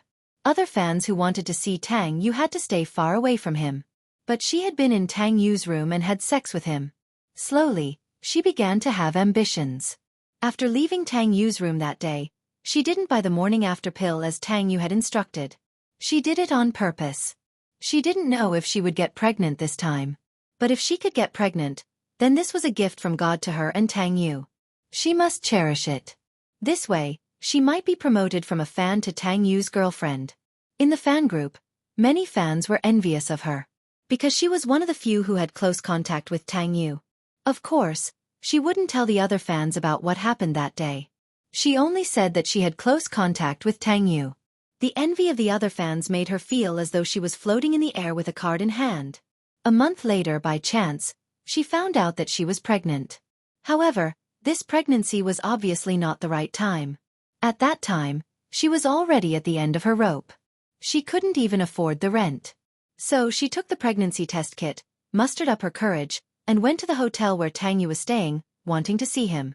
She knew that Tang Yu wasn't at the hotel, so she called Tang Yu and told him about her pregnancy. Tang Yu's first reaction was that she was lying to him. Tell me, what's your purpose?" Tang Yu was obviously angry when he learned about this. "Did you set me up that night?" Tang Yu obviously thought that Su Ning deliberately set him up that night. "Didn't I tell you to take the morning after pill?" "Why? Didn't you take it?" Su Ning stammered and explained that she forgot. Tang Yu snorted. "Forgot? I think you're doing it on purpose. Let's not talk about anything else for the time being. First of all, I have to suspect whether you're really pregnant or not. We've only done it once, how could it be so coincidental? Furthermore, how can I be sure that even if you're really pregnant, the child in your stomach is mine?" Tang Yu obviously didn't believe it. It was just once. How could she get pregnant so coincidentally? Su Ning was at a loss for words. She could only say that she was really panicking at that time and really forgot about this matter. Both Tang Yu and Tang Yu, S. Ning Tang Yu. Su Ning Tang Yu, Sis Yu. Tang Yu refused to admit it. He even warned him again and again. "If you dare to mess around, I swear I'll teach you a lesson." Chapter 3864. Now, the little life in her belly was growing up with hope. Su Ning knew in her heart that she deliberately didn't take birth control pills because she was pregnant. She thought that if she was lucky enough to get pregnant, at least she could use the child to ask for an explanation from Tang Yu. However, she was wrong. In her mind, Tang Yu should be a very responsible Prince Charming, just like how he usually was in front of his fans. He was gentle, responsible, and knew how to take care of people. He even made it clear that he liked children very much. If there was a chance in the future, he must have 3 children, preferably girls. He liked little princesses the most. This was selling his character. All the male stars knew this well. A handsome man who loved children, spoiled his wife, and spoiled his children was undoubtedly the fantasy object of many women. But Su Ning obviously confused fantasy with reality. Now, Tang Yu had accepted the show and was counting on this show to make his presence known and increase his popularity. When the series was broadcast, the team even thought about how to tie up Hua Jin, tie up the crew, and carry out a series of hype. With Tang Yu's appearance and some of his recent connections, even if he couldn't be as popular as Hua Jin in the future, he would definitely become a popular young star. In such a rising period, for a fan who had a one-night stand and a child who hadn't formed yet, was he really going to give up such a good future? Was it possible? What a joke. Responsibility? Responsibility? That was just a fan's wishful thinking. Su Ning couldn't take the blow and jumped off a building. This was also unexpected to Tang Yu. But the problem was Su Ning really pregnant with his flesh and blood? Of course, Tang Yu didn't feel sorry for the child. But if the final autopsy report came out and the child was genetically identified as his flesh and blood, then, with this evidence, he couldn't wash it clean. Evidence always doesn't lie. Tang Yu had a headache. Originally, he was hoping to frame this matter on Hua Jin. However, he had obviously overlooked this point. About the child, he always suspected that Su Ning lied to him and had other intentions. But, Brother Ting, what should we do? Tang Yu was anxious. Do you think the forensic doctor can find out who the child's biological father is through the autopsy? Generally speaking, DNA samples collected from a corpse's uterus should be sent to the database for analysis and comparison. If it's really your child, we can find out. Tang Yu's face turned pale. So, I want to ask you, is this child really yours? Tang Yu shook his head blankly. I don't know. I really don't know. I thought she was lying to me. Back then, I only had one night with her. How could it be that she's with another man? I don't know. Things suddenly became troublesome. I originally wanted to divert attention, but I didn't expect that B*TCH to actually have a child in her stomach. Chapter 3865. Now, this is the only way. Anyway, let's suppress this matter first. Tang Yu paused and sighed. I didn't expect it to turn out like this. I didn't expect that Su Ning would jump off a building. The manager said angrily, be more careful in the future. After all, you're a public figure and your fame is slowly rising. In the future, there will be more and more leopard feet mosquitoes waiting for you. You have to figure out your private life and don't get involved with those messy people. Then, he added, remember, you're a commodity now. Don't always think about your past self. If you lose your resources because of this again, be careful that the higher-ups don't ban you. Tang Yu said with a guilty conscience. Understood. At the police station, Hua Jin and Liang Yin finished their statements and walked out of the police station. Qin Zhou was already waiting outside. Hua Jin saw Qin Zhou and walked over with a gloomy expression. He cursed angrily. These policemen are too annoying. They asked the same question more than 10 times. More than 10 times. I'm going crazy from answering. Are they treating me like a criminal suspect? Qin Zhou comforted him. All right, since the interrogation is over, leave quickly. They're not treating you as a criminal suspect. You're witnesses, the last 2 people who saw Su Ning. So, they'll definitely focus on collecting your testimony. In order to make sure your testimony is valid, they'll ask several times and verify it. Hua Jin was about to vomit. Liang Yin also looked very tired. She suddenly understood why Hua Jin was so vigilant when she went up to the girl worriedly. It turned out that he was worried about her getting into trouble. Hua Jin asked, what's the public saying now? A lot of marketing accounts are still hyping up that the girl is your lover. They're still saying that I slept with fans. Hua Jin said angrily, this is too much. Who's behind this? Liang Yin was a little surprised when she heard this. She was brought back to the police station as soon as the incident happened, so she had no idea what had happened. Upon hearing Hua Jin mention this matter, someone actually suspected that Hua Jin slept with his fans. How did such a deranged thing get out? Liang Yin asked anxiously. What happened? What do you mean by sleeping with fans? What the hell is going on? Qin Zhou glanced at Hua Jin, shook his head, and said to Liang Yin, it's not convenient to talk here. Let's get in the car and go back to the hotel. Hua Jin and Liang Yin looked at each other. Liang Yin felt a little uneasy, but she didn't say anything. So she got in the car with Hua Jin. In the car, Qin Zhou said to Hua Jin, "Now, many marketing accounts on the internet are hyping up your underground relationship with that girl. But don't worry, I already have all the substantial evidence, but we don't have to rush to clarify anything now." Liang Yin was a little nervous when she heard this. Why? Speaking of which, aren't these marketing accounts too much? Why aren't they rushing to clarify things? Qin Zhou smiled and winked mysteriously. He said to Hua Jin and Liang Yin, "Be patient and watch the show." When Liang Yin heard this, she still didn't understand what was going on. However, Hua Jin obviously understood Qin Zhou's intention. He was planning to turn the tables on them. Chapter 3866. What's going on with these marketing accounts? It's impossible for them to publish such a large-scale defamation. Someone must be behind this. What do you think? Qin Zhou said slowly. Who is the father of the child in this girl's belly? If this matter is exposed, who will be at a disadvantage? Hua Jin frowned and asked suspiciously, "Could it be Tang Yu?" At the mention of this name, Liang Yin was a little dumbfounded. "Impossible." She frowned and said, "Tang Yu wouldn't do such a thing, right?" Hua Jin listened but didn't say anything. He could understand.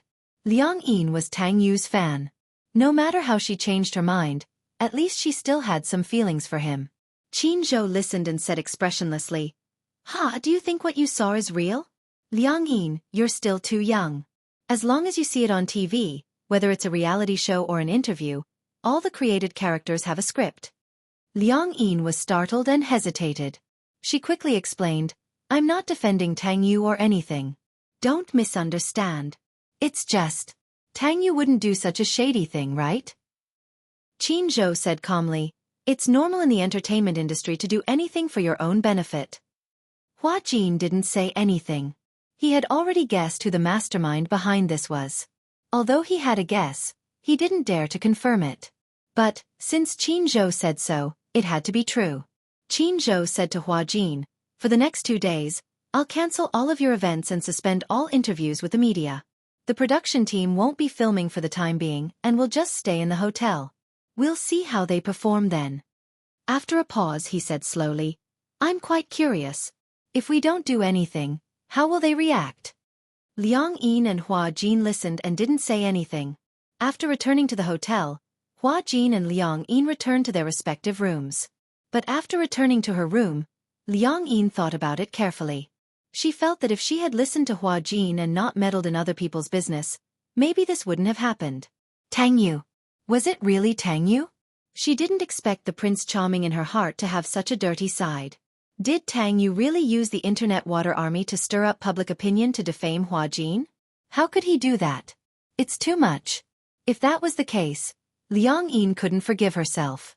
Feeling a little restless, she stood up and walked to the man's room. Standing at the door, she gently knocked on it. After a while, Hua Jin walked over to open the door. He was surprised to see her standing outside the door. "What's wrong?" "Hua Jin. Is it convenient for me to come in and talk?" Hua Jin hummed in acknowledgement and stepped aside. Liang Yin went in and closed the door. Hua Jin calmly walked to the sofa, sat down, and looked at her. "Tell me what's the matter?" Liang Yin asked cautiously. "This time, did I get into big trouble?" "I should have listened to you. At that time, I saw that girl squatting in the corner. I shouldn't have gone forward." Hua Jin didn't understand her intention at first. But when he knew it was because of this, he couldn't help but smile. "So it's because of this?" Chapter 3867. Although Qin Zhou definitely had the ability to settle it, she still felt very guilty about this matter. Hua Jin said, "Maybe this isn't necessarily a bad thing. Tang Yu's ambition is so big.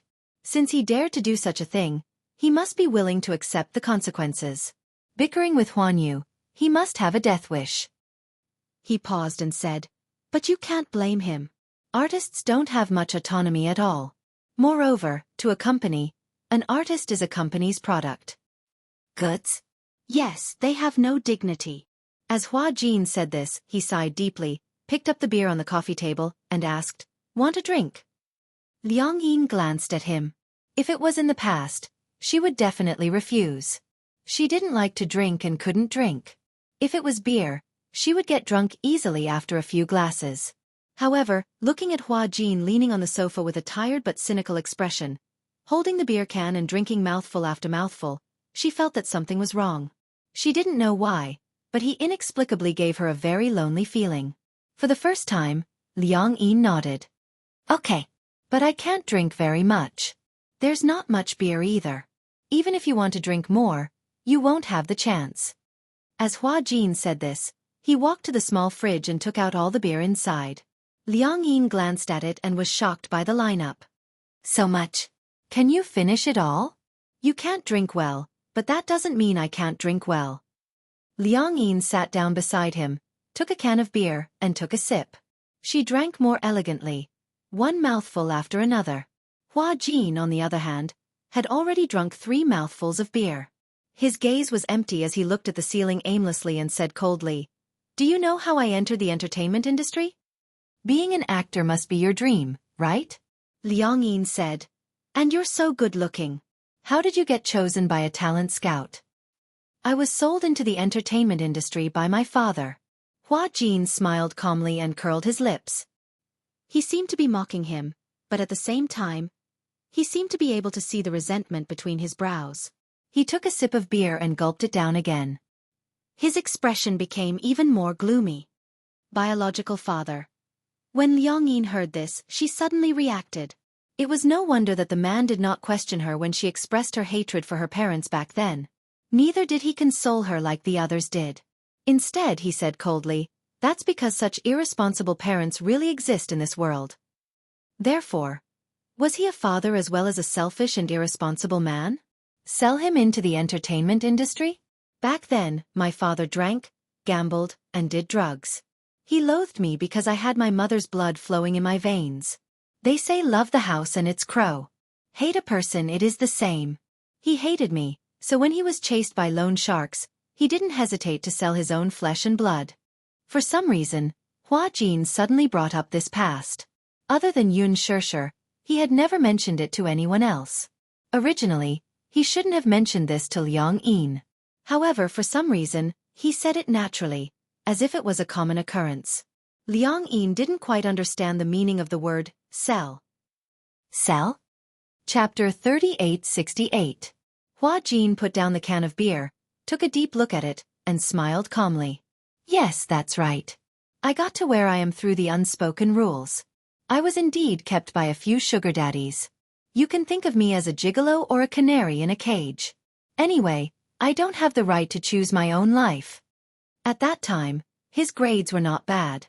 He had always hoped to be able to enter an ideal university through his studies. After graduation, he would have a good job, a wife whom he loved deeply, and a warm family. However, ever since his mother left home, his hopes were dashed. Endless gambling debts, fear, uneasiness, and a turbulent life made him feel insecure. At that time, I knew that I had been sold by my father. However, at that moment, I actually felt very fortunate that I could finally leave that man. Unknowingly, Hua Jin had already drunk 4 cans of beer, and his voice was somewhat ethereal. Originally, his alcohol tolerance was very good. After all, he had been drinking in bars for many years. In order to cater to those sugar daddies, he had been constantly training his alcohol tolerance. However, perhaps it was because of the exchange of souls. Liang Yin's alcohol resistance seemed to be pitifully low. Liang Yin's alcohol tolerance was very low. She could not drink at all. Hence, Hua Jin, who was substituted into her body, had an extremely poor alcohol tolerance. So much so that after drinking a few cans of beer, he was already on the verge of collapsing. After leaving my father, I don't know how to live for many years. However, I believe that as long as I can get through it, I will definitely usher in a bright day. As Hua Jin spoke, he suddenly turned his head to look at her. Do you know how much effort I have put in for the freedom I have now, for the life I have now? His eyes were red, and his voice suddenly became extremely cold. No matter who it is, I will not allow him to destroy all my efforts. Hua Jin drank another can of beer in one gulp, shook his head, and was obviously somewhat helpless. It's really strange. Why am I telling you all these? Liang Yin did not expect that he would tell her all these. She actually felt a little warm in her heart. Did this mean that he treated her as a close friend? I know Tang Yu is on the rise now. He can't afford any accidents. If this matter is exposed to the public that the girl is pregnant with his flesh and blood, perhaps without good PR, his reputation will be ruined. So he wants to sacrifice me, use me, and step on my reputation to climb up. Don't believe the superstar's superficial impressions. Hua Jin said in a self-deprecating manner, just like how my character is set to be a young man in ancient costumes. So, I always have to dress up in front of my fans and act courteous like a delicate and pretty boy. I've had enough of this role-playing. Every day, he had to follow the script. Even when he was asleep, he couldn't forget his character setting. When I earn enough money, or when I have someone I like, I will choose to retire. Quit the entertainment industry, get married, have children. No matter what I do in the future, I will definitely not be an actress. Chapter 3869. Liang Yin was prone to getting drunk, but for some reason, even after drinking 2 cans of beer, she didn't feel tipsy at all. On the other hand, Hua Jin, who had too much to drink, started to ramble on. Perhaps it was because he was drunk, but his speech was incoherent and incoherent. However, Liang Yin listened attentively. From his childhood to when he entered the entertainment industry, his emotions were always rambling on and on without rhyme or reason. Eventually, the more Hua Jin talked, the heavier his eyelids became. Slowly, he fell asleep leaning on Liang Yin's shoulder. Liang Yin leaned on the sofa and Hua Jin leaned on her shoulder. The heaviness on one side of her shoulder made her feel strangely calm. She didn't dare to move, for fear that she would wake Hua Jin up. Hence, she maintained this position until she felt sleepy and closed her eyes. Dawn. Early in the morning. Hua Jin was woken up by the cold. Even though the heater was turned on in the room, when dawn came, the weather was even colder. He was wearing thin clothes and had sobered up. He opened his eyes and looked out of the window. The sky was already brightening. He felt that he was leaning on someone's shoulder. When he lifted his head, he saw Liang Yin sitting on the sofa with her eyes closed. She allowed him to lean on her shoulder and maintained this position, not moving at all. The beer cans on the coffee table were scattered all over. Hua Jin felt a little awkward. He felt that leaning on her shoulder made him, a big man, feel like a helpless little bird. He woke her up with a gentle push. Hey! Liang Yin woke up immediately. She wasn't very sleepy to begin with, so she woke up with a push. However, when she woke up, she could clearly feel that one of her shoulders was so sore that it felt like it was going to collapse. Ugh! She held her shoulder and grimaced in pain. It felt like it was dislocated. Hua Jin saw her pained expression and realized that he seemed to have fallen asleep leaning on her shoulder. His shoulders must be sore from carrying it like this. Hua Jin didn't know whether to laugh or cry. He laughed and said, "Are you going to stay in this position without moving?" Liang Yin said unhappily, "What else? I was drunk yesterday and I was afraid that if I moved, you would wake up and go crazy. That's why I didn't dare to move." Hua Jin said awkwardly, "Who said I was drunk? I'm not drunk, and I won't go crazy." He paused for a moment and said in disdain, "Is it because your body is weak? When I drank in the past, I didn't get dizzy from drinking so little beer. I can't hold my liquor well." Liang Yin twisted her shoulders, stood up and muttered, I'm going back to my room to rest." Hua Jin saw her stand up and lonely back, and thought that his tone just now was a little bad. In addition, he slept on her shoulder for a long time, and she did not complain, as if she was afraid to disturb him, so she was so motionless, silly and cute. He suddenly said, "Have you seen a sunrise before?" Liang Yin turned around in confusion and shook her head. Hua Jin blinked mysteriously. "I know a place where it's very beautiful to watch a sunrise." Liang Yin's eyes lit up with anticipation. "Really?" On the rooftop of the hotel. Liang Yin tiptoed behind Hua Jin, pushed open the door, and walked to the rooftop. Chapter 3870. The wind on the rooftop of the hotel was strong and cold. Hence, both of them had changed into a large cotton-padded jacket. This hotel was the most upscale and luxurious hotel in the film studio. The rooftop was on the 25th floor, and this was the best time to watch the sunrise. The film studio was surrounded by mountains on all sides. The mountains were also developed by consortiums to film special scenes. Many historical films and anti-war films were shot on this mountain. Because it was surrounded by mountains on all sides, there was nothing to block the view. One could see the horizon at a glance. The endless mountain range and the horizon in the distance were gradually changing red, orange, and yellow from the horizon to the sky. It was unbelievably beautiful. Hua Jin held Liang Yin's hand, walked to the edge of the rooftop, and sat down. At first, Liang Yin was still a little nervous and hesitant. Sitting on the edge of the rooftop, their feet were suspended in the air. If they were nervous and accidentally trembled, they would fall and be smashed to pieces. Hua Jin sat down as if nothing had happened. Liang Yin, however, stood to one side, a little scared, not daring to sit down. Hua Jin lifted his head and looked at her, a little puzzled. "Aren't you going to sit?" Liang Yin was trembling. "Must we sit in such a scary place to watch the sunrise? If we fall, it'll be over." "It won't happen. Just don't move. What's the difference between sitting here and sitting on the sofa? If you think it's scary, it's just a psychological effect." She didn't know why, but his words seemed to have woken her up. Yes, what was the difference between sitting here and sitting on the sofa? It was just that below the sofa was flat ground, while below the rooftop was the sky.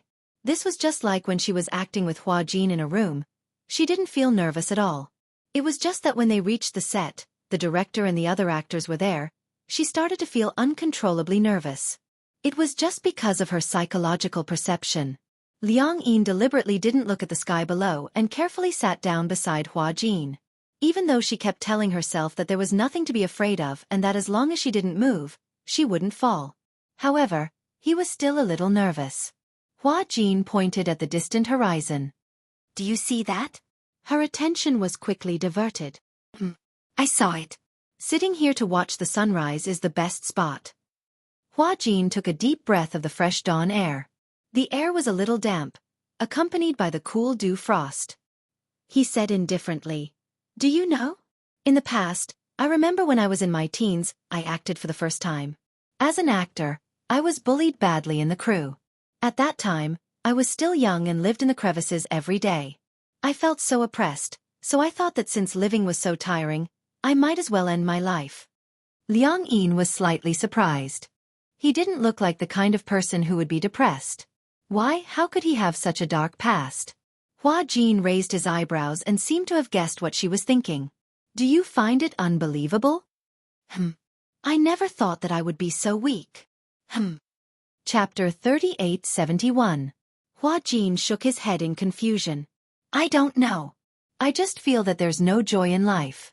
At that time, other than filming, I was lying in the hotel and eating very little. I kept thinking about where people come from and where they're going. What's the point of living in this world?" His question stumped Liang Yin. Indeed, what was the point of living? She couldn't understand it either. "That day when I walked here, it was as if I was jumping off the rooftop. However, when I sat on the edge of the rooftop, it happened to be sunrise. I don't know why, but I just watched the sunrise quietly. The strange thing was that it was clearly very cold that day, just like today, but as I watched the sunrise bit by bit, the bright rays of dawn seemed to sweep away all the haze in my heart." As Hua Jin spoke, his lips curled up. "It's amazing. At that time, I actually thought that it was great to be alive and to be able to see such a beautiful scene. If I were to die, I definitely wouldn't be able to see it. As long as I live, there will be miracles. If I were to die, perhaps I wouldn't be able to see anything." Unknowingly on the horizon, a fire plate slowly rose up. The horizon was dyed even brighter.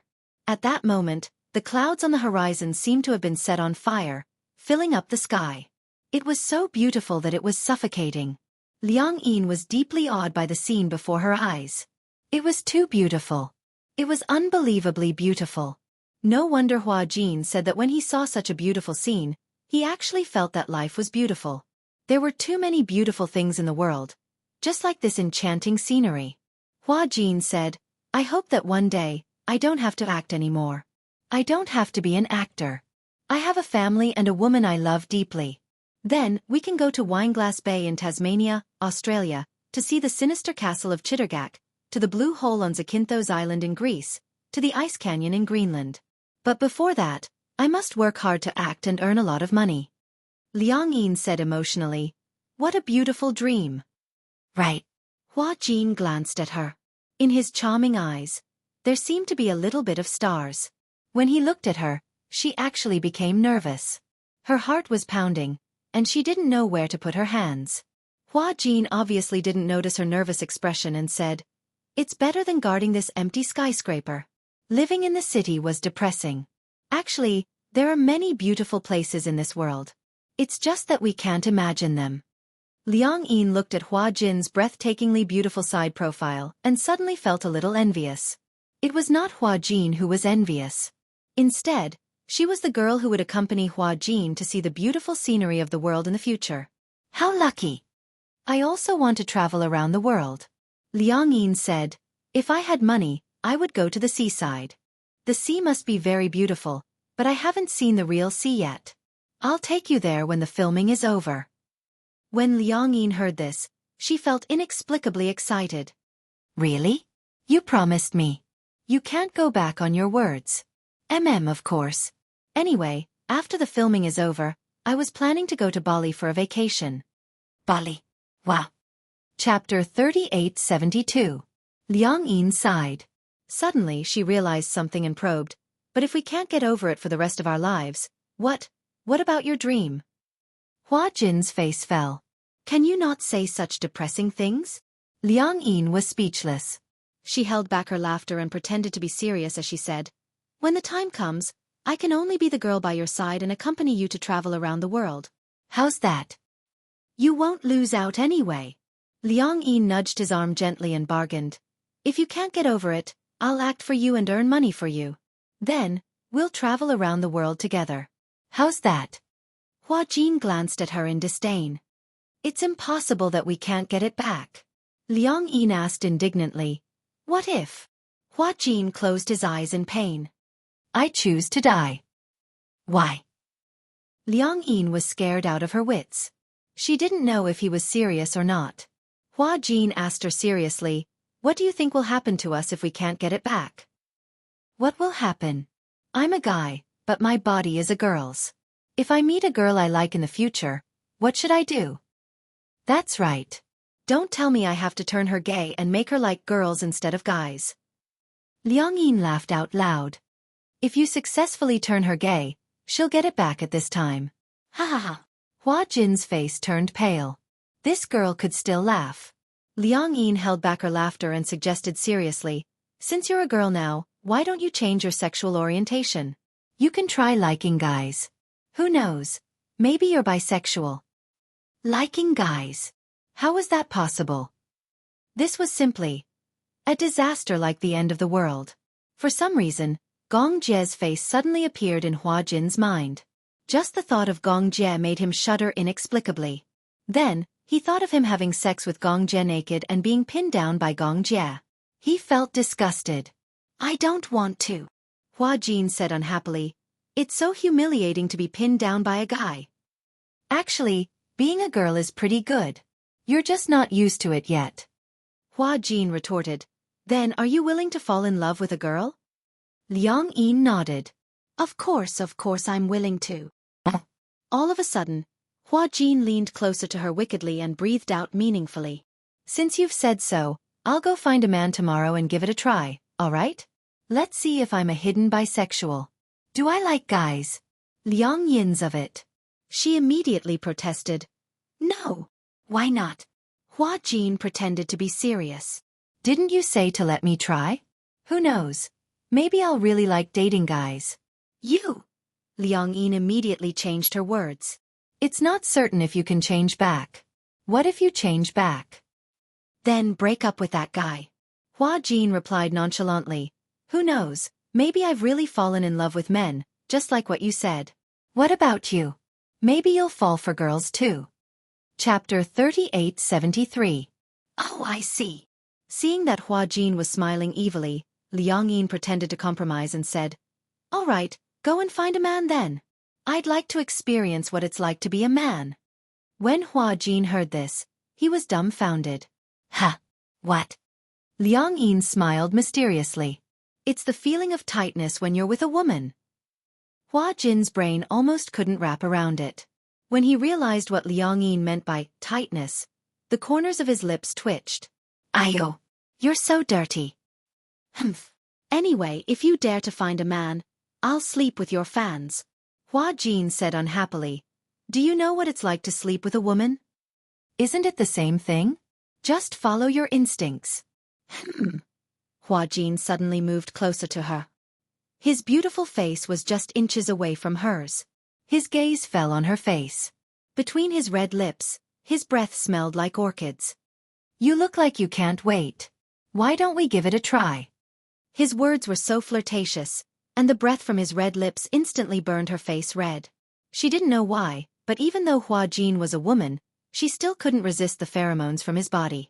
Even though they were of different genders, Liang Yin's heart was beating like thunder. When Hua Jin saw that she was blushing, he was a little surprised. Why is your face so red? Liang Yin pushed him instinctively. Hua Jin immediately grabbed the railing tightly and said gloomily, Hey, be careful. What if you accidentally push me down? Seeing that he was still sitting steadily, Liang Yin said unhappily, Didn't you say that sitting here is no different from sitting on the sofa? What's important is the mentality. Have you ever seen someone being pushed from the sofa to the ground? Hua Jin was speechless. He had nothing to say. You've trained your mouth well. Hua Jin couldn't help but smile as he turned to look at the horizon. As the sun gradually rose, it drove away some of the cold. Liang Yin silently looked at the horizon and gently sucked in a cold breath. She suddenly asked, Can we only stay in the hotel for the next few days? Just treat it as a holiday. What is Qin Zhou thinking? I think he must be trying to beat us at our own game. These days, he must be trying to dig out the mastermind behind those marketing accounts. When he has the evidence, he'll catch Tang Yu and the others in one fell swoop. It's so complicated. I thought being a celebrity was easy. Who would have thought? There's so much scheming involved. Hua Jin disagreed. What do you think? No matter what profession it is, there's no lack of scheming. With that, he stood up and jumped off the rooftop. He turned around and extended his hand to Liang Yin. Come on. Let's go back to the room and rest. Liang Yin nodded. She put her hand in his palm and stood up carefully. Be careful. The wind was a little strong. Liang Yin held his hand and walked down from the rooftop. Just as she was about to step in, she accidentally twisted her heel. Hua Jin clearly felt that her body was slightly swaying and immediately pulled her towards him. Little did he know that Liang Yin, who was 1.8 meters tall, suddenly fell onto him due to the huge inertia. Chapter 3874. Ugh! Both of them let out a muffled groan. Liang Yin propped herself up with her palms on the ground. However, she could clearly feel some inexplicable changes in her body. Of course, Hua Jin felt it too. It was as if something strange was pushing against him. He didn't realize it at first and muttered in a daze. What's that? Do you have a key on you? Liang Yin also found it strange. What do you mean? You're pushing against me. Before he could finish his sentence, Hua Jin suddenly realized what was pushing against him. He immediately shut up and glanced awkwardly at Liang Yin's lower body. Liang Yin followed his gaze and glanced at it. The two of them immediately separated awkwardly.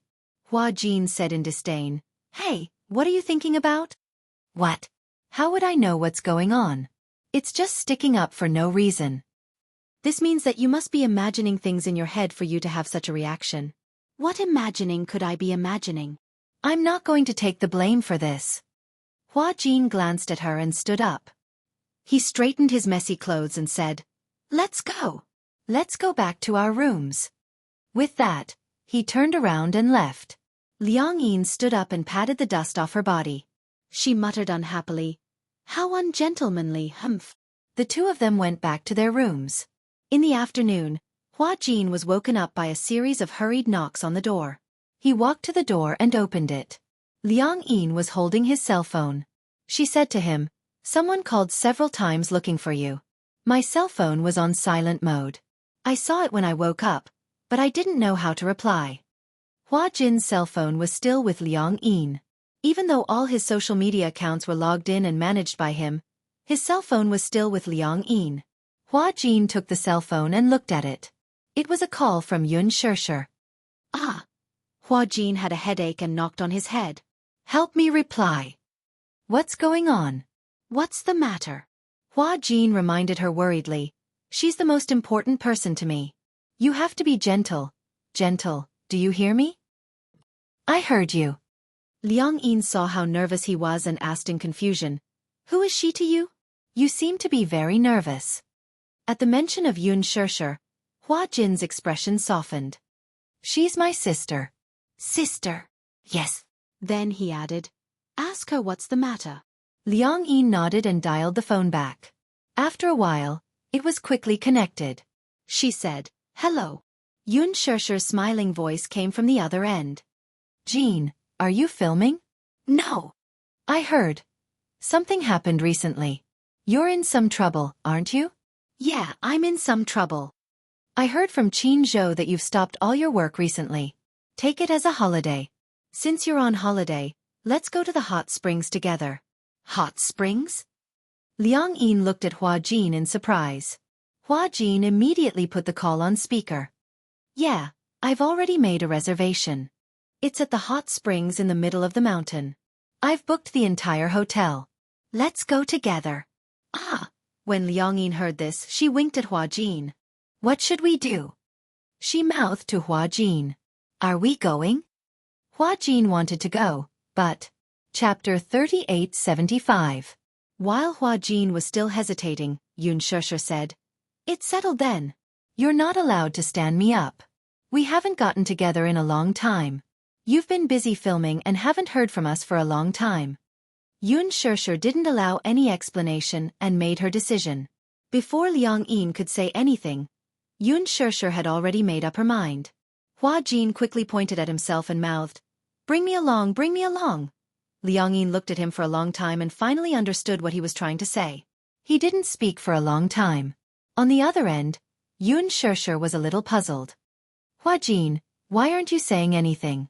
Liang Yin quickly said, it's like this. Can I bring an assistant? Sure. Male or female? Female. Oh, all right then. If she doesn't mind, she can share a room with me. Liang Yin was a little stunned. Share a room with Xianxia? Hua Jin. While she was still hesitating, Xianxia said apologetically, because the room was already booked in advance. So there's no room left. Otherwise, she wouldn't mind sharing a bed with me. When Hua Jin heard this, he immediately waved his hand. He didn't mind, he didn't mind. Haha, why would he mind sharing a bed with Xianxia? When the call ended, Hua Jin still had a happy expression on his face. Liang Yin glanced at him and commented, you're smiling so strangely now. Who's Xianxia? My sister. Your biological sister? Of course. I think it's better if you don't share a room. Hua Jin retorted self-righteously. What else can I do? Do you want me to share a room with a man? What if I'm pounced on and eaten alive by someone who's plotting something against me? This is your body. I'm protecting you. Wow, that sounded so dignified. Then I really have to thank you. Hua Jin snorted proudly, but in his heart, he was very excited. Originally, he didn't really like hot springs, but if he could share a room with Xianxia, he suddenly had a lot of expectations for the trip to the hot springs. Of course, he had absolutely no improper thoughts about Xianxia. However, it was still better than sharing a room with Wuxia. That was what Hua Jin thought. But on that day, when they gathered at the airport, Hua Jin never expected that the Demon King Xianxia would be there too. Come on. Yes. As soon as Xianxia saw Hua Jin, he walked over and hugged him in front of everyone's astonished eyes. Xianxia knew that Hua Jin and Liang Yin had swapped identities. However, Xianxia and Wuxia didn't know about such a ridiculous thing. Hence in their eyes, Xianxia was hugging Liang Yin's body. Xianxia was stunned. Xiaojia, why are you guys so intimate? Liang Yin was also stunned. She didn't know that after the soul swap, Hua Jin had mentioned this to Xianxia, so she thought that Xianxia didn't know about it. But what's with the intimacy they're showing? She didn't remember knowing this man. You're Liang Yin, right? Xianxia smiled and asked Hua Jin, who are you sharing a room with tonight? Without waiting for Hua Jin to answer, Xianxia said, Xiaojie, do you know her? Yeah, I know her. Chapter 3876. Xianxia smiled as she walked over to show her friendliness. You don't mind sharing a room with me tonight, right? No. I mind. Gongjie interrupted Hua Jin mercilessly and pulled him into his arms. Lowering his voice, he said word by word, If you dare to share a room with Xianxia, do you believe that I'll break your legs? Hua Jin gulped. I believe you. Sharing a room with my sister, are you rebelling? Gongjie's voice was as cold as ice. However, when he lifted his head to look at Xianxia, his eyes were gentle. Tonight she's mine. Hiss. Everyone was dumbfounded. They were so shocked that their jaws almost fell off. Especially Liang Yin, she stared at Gongjie in disbelief. Hua Jin was also frightened and wanted to break free from him. Hey, stop fooling around. Wait. It's not like we haven't slept together before, right? Gongjie's smile was very meaningful. He acted as if he was very intimate with her. Liang Yin immediately walked over and pulled Hua Jin aside. She asked suspiciously, You've slept with him before. When did this happen? Don't listen to his nonsense. Hua Jin didn't know how to explain and said speechlessly, He actually knows about this matter between us. What matter? Well, he knows that I'm Hua Jin and that we've swapped bodies before. Ha! So he doesn't want me to share a room with his sister, so he forced me to share a room with him. No way. Liang Yin insisted. You can't share a room. Hua Jin rolled his eyes. I don't want to either. You think I want to share a room with him? Gongjie. The big devil. Who would want to share a room with the big devil? Liang Yin was a little restless. What should we do then? Why don't we leave? Before Hua Jin could answer, Xianxia walked over and sized them up. She asked curiously, What are you guys discussing? No, nothing. Hua Jin asked tentatively, How are the rooms allocated tonight? There are 3 rooms in total. Originally, Lisa and I would share a room. Yu, Xiaochen, and your brother-in-law would share a room, and Hua Jin and Xiaojie would share a room. However, Hua Jin said that he would have to bring you along. Since there are no more rooms, why don't you share a room with me to save the trouble? No. Gongjie walked over and protested, You can't distribute it this way. He pulled Hua Jin to his side. He has to be in the same room as me. Everyone was silent. Wuxia couldn't take it anymore. How about this? I'll do it. In the end, Hua Jin, Gongjie, and Wuxia would share a room. Liang Yin, Xiaochen, and Yu would share a room, and Lisa and Xianxia would share a room. Hua Jin looked like he wanted to cry but had no tears. It can't be, right? Wouldn't it be too cramped for 3 people to share a room? There are only 3 rooms in total. After much discussion, Wuxia's suggestion was the most suitable. Thus, everyone compromised a little. Although Hua Jin felt wronged, he had no choice. Gongjie and Wuxia would never agree to him sharing a room with Xianxia. Although Liang Yin was a girl, her body was that of a man, so she would be assigned to share a room with Yu and Xiaochen. At the moment, this seemed to be the most humane solution. Chapter 3877. After discussing the allocation of the rooms, the group of them set off. Liang Yin was very happy to see the result of this distribution. After all, it was best to share a room with 2 adorable little lads. She wouldn't feel awkward or embarrassed. Most importantly, she would not feel burdened. Hua Jin said that although Gongjie knew about this, he did not tell Xianxia for the time being. It was not because of any other reason, but because he was worried that she would be worried for nothing and would not be able to accept this fact. However, since Gongjie knew about this, Yu would naturally know about this too. Xianxia had already booked the plane tickets. After everyone had boarded the plane, Yu, who was originally sitting with Lisa, swapped seats with Lisa and sat next to him. Yu looked at him with an unfathomable gaze. Hua Jin shuddered when he saw Yu staring at him. He glanced at him and raised his eyebrows. He did not know why Yu was looking at him with such a deep gaze. Why are you staring at me like that? I'm thinking. Yu looked at him from head to toe and smiled evilly. Do you feel uncomfortable when a man turns into a woman? Do you feel that your chest is heavy? No. Then do you pee like a girl now? If not, That's amazing. Yu blinked his beautiful eyes and suddenly smiled, as if he was hiding an unknown ambition. I really want to dissect you. After all, this was the first time he had heard of something as magical as soul exchange. Of course, Yu knew that Hua Jin would not joke or lie. Hua Jin trembled. He was frightened by black-bellied Yu. He had said that he would dissect Yu so casually. He was scared to death. Hua Jin gulped. You can't joke about this.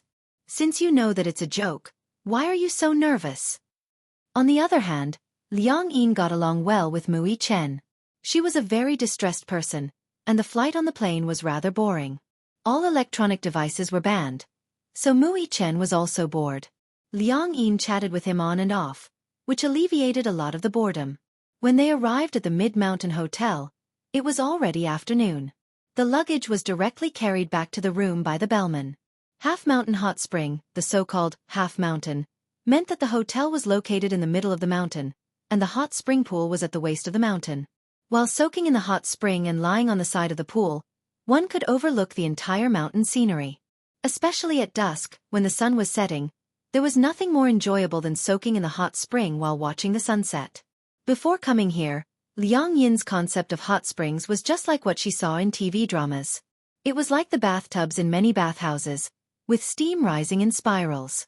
She had no interest in hot springs. However, when she arrived at the hotel and looked at the endless mountain road and the mountain scenery, she was stunned by the beautiful scenery in front of her. Liang Yin smiled and said, "Why do I feel that staying in this hotel makes me feel isolated from the rest of the world?" When Xianxia heard this, she immediately said, "You usually have a hard time filming. Treat this trip as a vacation to relax." Oh. Liang Yin touched her nose a little embarrassedly. Xianxia did not know about this and thought that she was Hua Jin. Chapter 3878. After all, she would never have been able to afford such an expensive hotel in the past. She heard that a room in this hotel cost more than 10,000 yuan per night. It was too expensive. It was terrifyingly expensive. Compared to her carefree attitude, Hua Jin was a little absent-minded. The thought of sharing a room with Gong Jie gave him a headache. It was said that the room was a suite with 2 rooms, 2 bathrooms, and 1 living room. Then, who would sleep on the same bed as whom? If Gong Jie shared a bed with him, could he reject him? Hua Jin had 2 worries about sharing a bed with Gong Jie. One was that he was worried that Gong Jie would go berserk and skin him alive. The other was that he would say something wrong and Gong Jie would tear him apart in a fit of anger. No matter which it was, he didn't want to do it. He wanted to live for a few more years. He couldn't even sleep with him. He didn't want to sleep with a man. And a big devil at that. Hua Jin made a decision in his heart. No matter how Gong Jie and Mu Yaja were to be allocated, he would either have a room to himself or sleep on the sofa in the living room for the whole night. He would never share a bed with Gong Jie. What's wrong? Gong Jie walked to Hua Jin's side and suddenly interrupted his thoughts. What are you thinking about? Hua Jin was shocked. When he realized that it was Gong Jie, he didn't know when he had stood behind him. He asked carefully, "How are we going to allocate the rooms tonight?" "You? Who are you going to sleep with?" "Me and you. How about that?" No. Hua Jin waved his hands and smiled awkwardly. This isn't good. After all, I'm a woman now. Men and women can't be separated. Men and women can't be separated? When Gong Jie heard this, he felt that it was quite interesting. He smiled wickedly, revealing the tip of his snow-white teeth.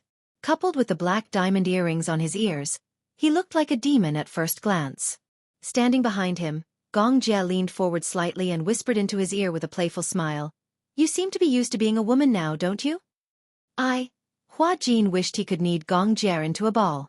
However, due to Gong Jie's intimidating aura, he was a coward. He admitted that he was a coward. He wouldn't argue with him. "I'm a woman now." "Oh, how does it feel to be a woman?" "It's all right." Other than when she was on her period, she was in so much pain that she wished she was dead. Hua Jin turned around uncomfortably, not daring to meet Gong Jie's eyes. Gong Jie casually circled in front of him again. Like an elegant cheetah on the grassland, he paced around his prey at a leisurely pace. He stopped in front of Hua Jin, bent down, and gently pinched his chin. Looking at his slightly flushed cheeks, he narrowed his eyes. I don't think there's anything wrong with you being a woman. Don't you think that you've become a little cute after becoming a woman? When he reacted, Hua Jin wrinkled his nose in embarrassment. Was this Gong Jie flirting with him?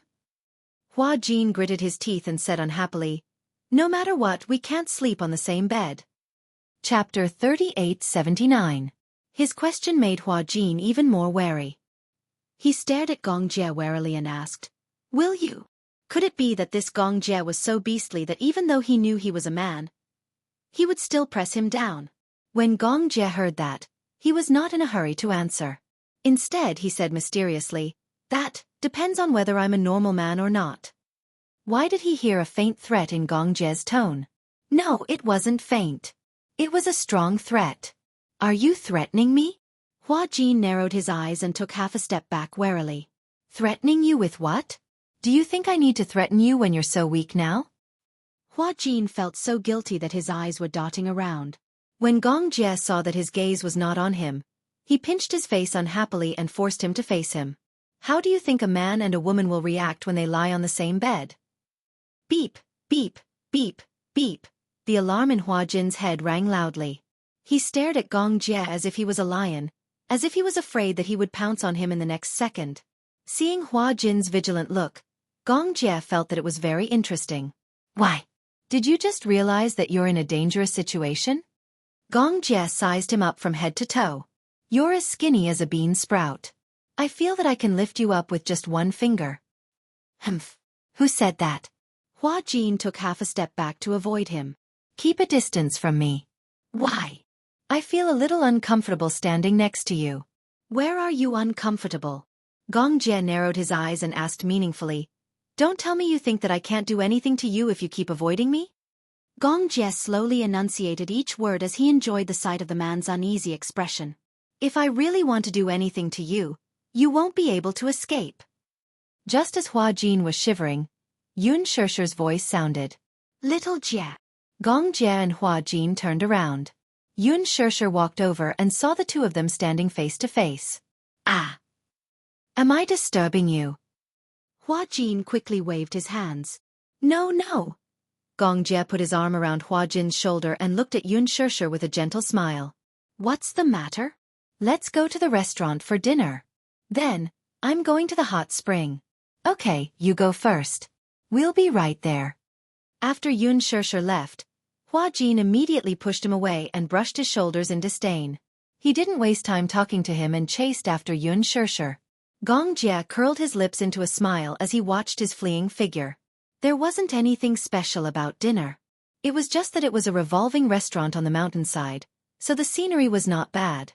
After dinner, Xianxia urged them to bring their swimsuits and agreed to meet at the hot spring. The hot spring was very big.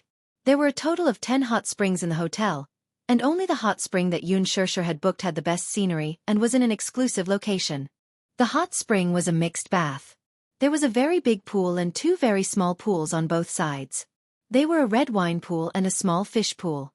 Gong Jie and Mu Yaja changed into their swimsuits and went to the hot spring first. When they entered the pool, they saw that Liang Yin had also changed.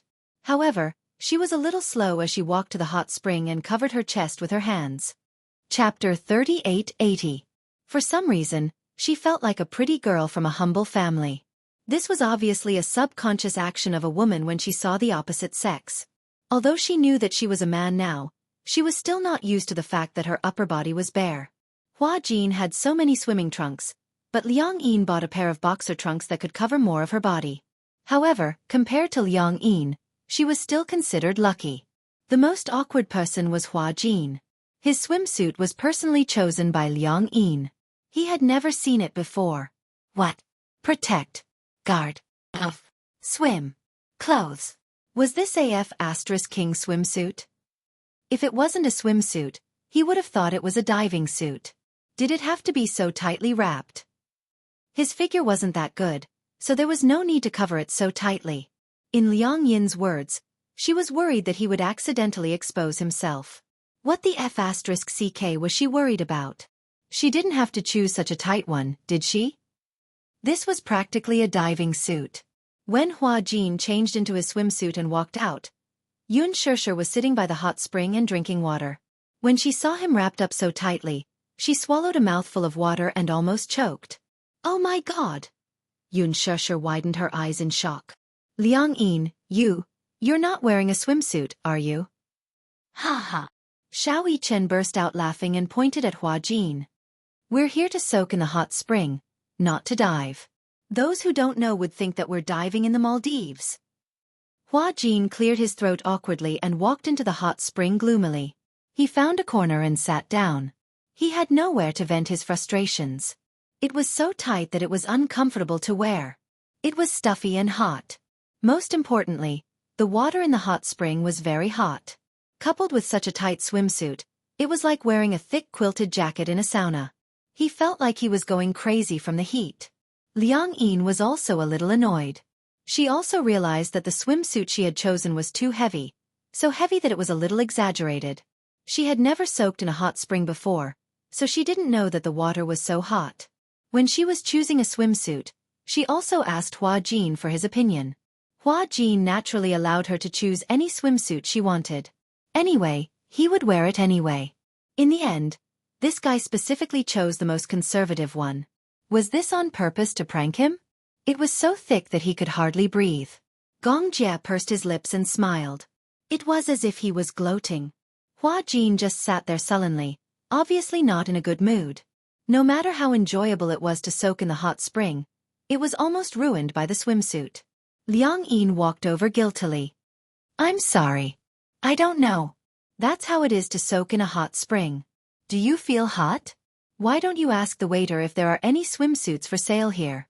You can change into one at the last minute. Tell me, why did you buy such a store? Hua Jin muttered unhappily. You don't have a good figure. Liang Yin's face immediately turned cold. She gritted her teeth and said, What did you say? Without waiting for Hua Jin to explain, she grabbed his head and pushed him into the water. Hua Jin jumped out of the water and glared at Liang Yin angrily. Yun said reproachfully, Hua Jin, how can you bully a girl like that? As she said this, she slid to Hua Jin's side and asked gently, Liang Yin, are you okay? Chapter 3881. It's nothing. When Yun saw him smile, she was a little surprised. Her eyes widened slightly, and she immediately said to Liang Yin, Hua Jin is indeed your assistant. Even when he smiles, he looks a little like you. When Hua Jin heard this, he was slightly stunned. He actually found it a little hard to believe. Liang Yin also looked at Yun in surprise. She blinked in astonishment, unable to come back to her senses. Yun was completely unaware of the smiles between Hua Jin and Liang Yin. She purely felt that when Liang Yin smiled just now, it was extremely similar to how Hua Jin usually smiled at her. Hua Jin was extremely touched. He didn't expect that even though he had changed into a different appearance, she would still remember. Hua Jin suddenly remembered what Xiao Yichen had said to him back then. When I stand next to you, no matter who it is, even Daddy, if they don't look at our height, it'll be difficult to tell us apart at a glance. However, Mommy will be able to tell which one is you and which one is me. Isn't that a very magical thing? At that time, Hua Jin had been impressed by Yun meticulous mind. However, he didn't expect that even if he wasn't Hua Jin, she would still be able to distinguish his shadow in another person. Hua Jin asked carefully, Do I really look like Hua Jin when I smile? Yeah, very much. Yun glanced at Liang Yin and said with a chuckle, Every time Hua Jin smiles at me, his eyes are squinted into slits, just like yours. As she said this, she swam back to the side of the pool. She rested her arms on the side of the pool and soaked in the bath comfortably. Hua Jin and Liang Yin looked at each other in bewilderment. Gong Jie glanced at Yun and then at Hua Jin. He felt a little depressed and jealous. Just now, Yun recognized Hua Jin at a glance. He didn't know if his own sister would be able to recognize his shadow from a smile if something like this happened to him. When Hua Jin was about to swim to Yun side, Gong Jie immediately stretched out his arm and pulled him back to his side. Don't go! Hua Jin glared at Gong Jie angrily. Gong Jie, what do you want? Gong Jie lowered his voice and warned, You're not allowed to get within 1 meter of my sister. Why are you so overbearing? Hua Jin glanced at him and muttered angrily, You're just like a child. Gong Jie heard that and smiled devilishly. His expression was gentle but his voice was frighteningly cold. Why? Do you think I won't dare to hit you because you've become a woman? What else? You won't hit a woman, right? Do you think? Gong Jie suddenly got close to Hua Jin. Other than hitting, I don't have any other way to make you suffer so much that you wish you were dead? Gulp. Hua Jin gulped nervously and his eyes widened. Gong Jie looked at him coldly. He was originally annoyed, especially when he thought of the special treatment Hua Jin received from Xianxia. This made him extremely unhappy. However, he didn't know why, but the expression on Hua Jin's face was really interesting. His eyes were so big that when he widened his eyes, his expression looked dazed and timid. His dark eyes were filled with his enlarged reflection. He looked stupid, but at the same time he felt that it was actually kind of cute. Gong Jie almost lost his cool. He turned his face away awkwardly. He actually felt that this guy would be kind of cute after becoming a woman. Chapter 3882. Once he realized that he actually thought Hua Jin was cute, Gong Jie felt even more awkward. He vented his gloomy anger on Hua Jin. Why are you staring at me? Without another word, Gong Jie pressed down on Hua Jin's head again and drowned him in the pool. Gurgle gurgle. Everyone heard the sound coming from the corner and was shocked. They all looked over and saw Hua Jin struggling a few times before his body went limp and he fainted in Gong Jie's arms. Ah! Xianxia swam over anxiously. Hua Jin, your assistant. She seems to have fainted. Hua Jin. Liang Yin shouted anxiously, but she subconsciously called out Hua Jin's name. Fortunately, the scene was chaotic and everyone's attention was focused on Hua Jin, so they did not realize that she had called out his name strangely. Hua Jin had fainted. When Gong Jie fished him out, he thought that he had drowned. The group of people were flustered and did not know what to do. Among them, Mu Yaja and Gong Jie were the only ones who knew how to perform first aid. Mu Yaja did not even think before he handed this difficult task to Gong Jie. Gong Jie did not think too much about it. He thought that Hua Jin had choked on water. He crossed his fingers and pressed on her chest, but there was no movement. Liang Yin bit her finger and watched as Gong Jie pressed his palm on Hua Jin's chest. But that was her body. She was going crazy. How is it? Xianxia squatted beside Hua Jin. Seeing that he had no reaction, she said to Gong Jie worriedly, "Be careful. She's a girl and her bones are very fragile. Don't break her ribs." At the side, Liang Yin added, That's right. A girl's bones are very fragile. Be careful not to break her bones. Most importantly, this was her body. She was still useful." Gong Jie looked depressed. "It doesn't look like you're drowning," Xianxia said angrily. "Little Jie, she's just a girl. How could you be so cruel to her? Even if it's a joke, you can't play like this. What if someone dies?" "I know what I'm doing." Just as the group of people were staring at each other in bewilderment, Yu, who was at the side, looked at Hua Jin, who was lying on the ground with a flushed face, and asked suspiciously, "Could it be that he fainted from the heat? Also, I remember that there is an infirmary in the hotel." Yu glanced at Gong Jie and said coldly, "Instead of glaring at him, why don't we send him to the infirmary?" When Hua Jin woke up and opened his eyes, he saw a light hanging above his head.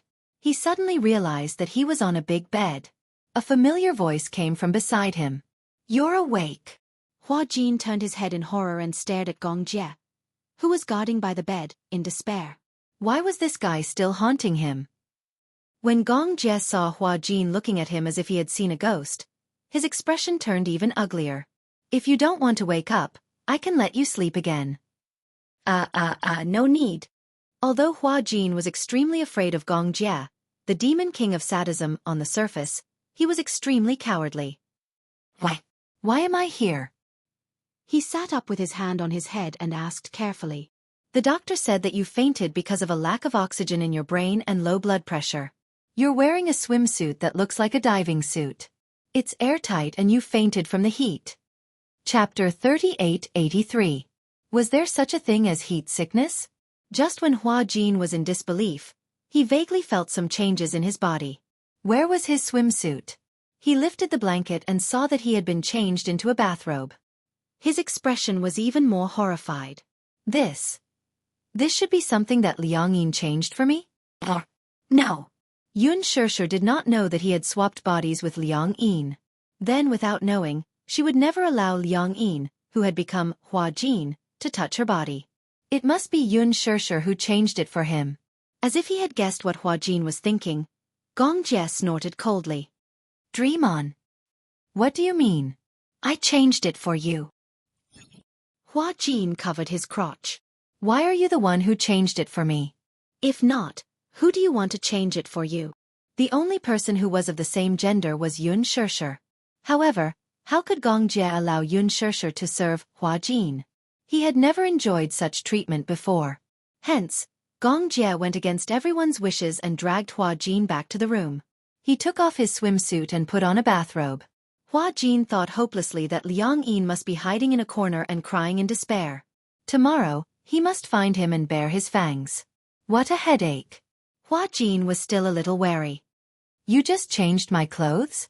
Gong Jie narrowed his eyes and looked at him. Other than changing your clothes, you seem to be expecting something else. No. Or do you think that other than changing my clothes, I want to do something else to you? Hua Jin did not dare to say it. In reality, if a man and a woman were to be alone together, it would be hard for a hot-blooded man to not have any evil thoughts when he saw the naked young girl, right? Especially a man like Gong Jie. Speaking of which, he didn't know why, but the word Xiao Yichen had said to him before suddenly floated into his mind. My uncle doesn't like men, right?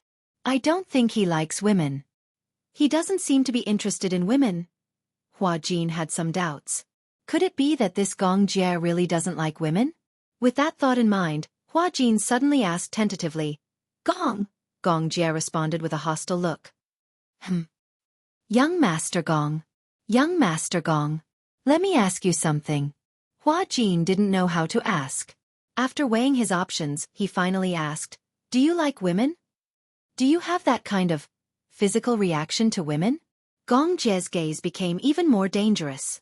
Are you questioning my sexual orientation? I am not questioning your sexual orientation. I'm just discussing with you about this. What I mean is, if you have a reaction to women, why don't I sleep on the floor while you sleep on the bed? We can't possibly sleep in the same bed as a single man and a single woman, can we? What if you pounced on me? However, Hua Jin didn't dare to ask the second half of his sentence. Gong Jie heard this and revealed an extremely evil smile. He suddenly approached him.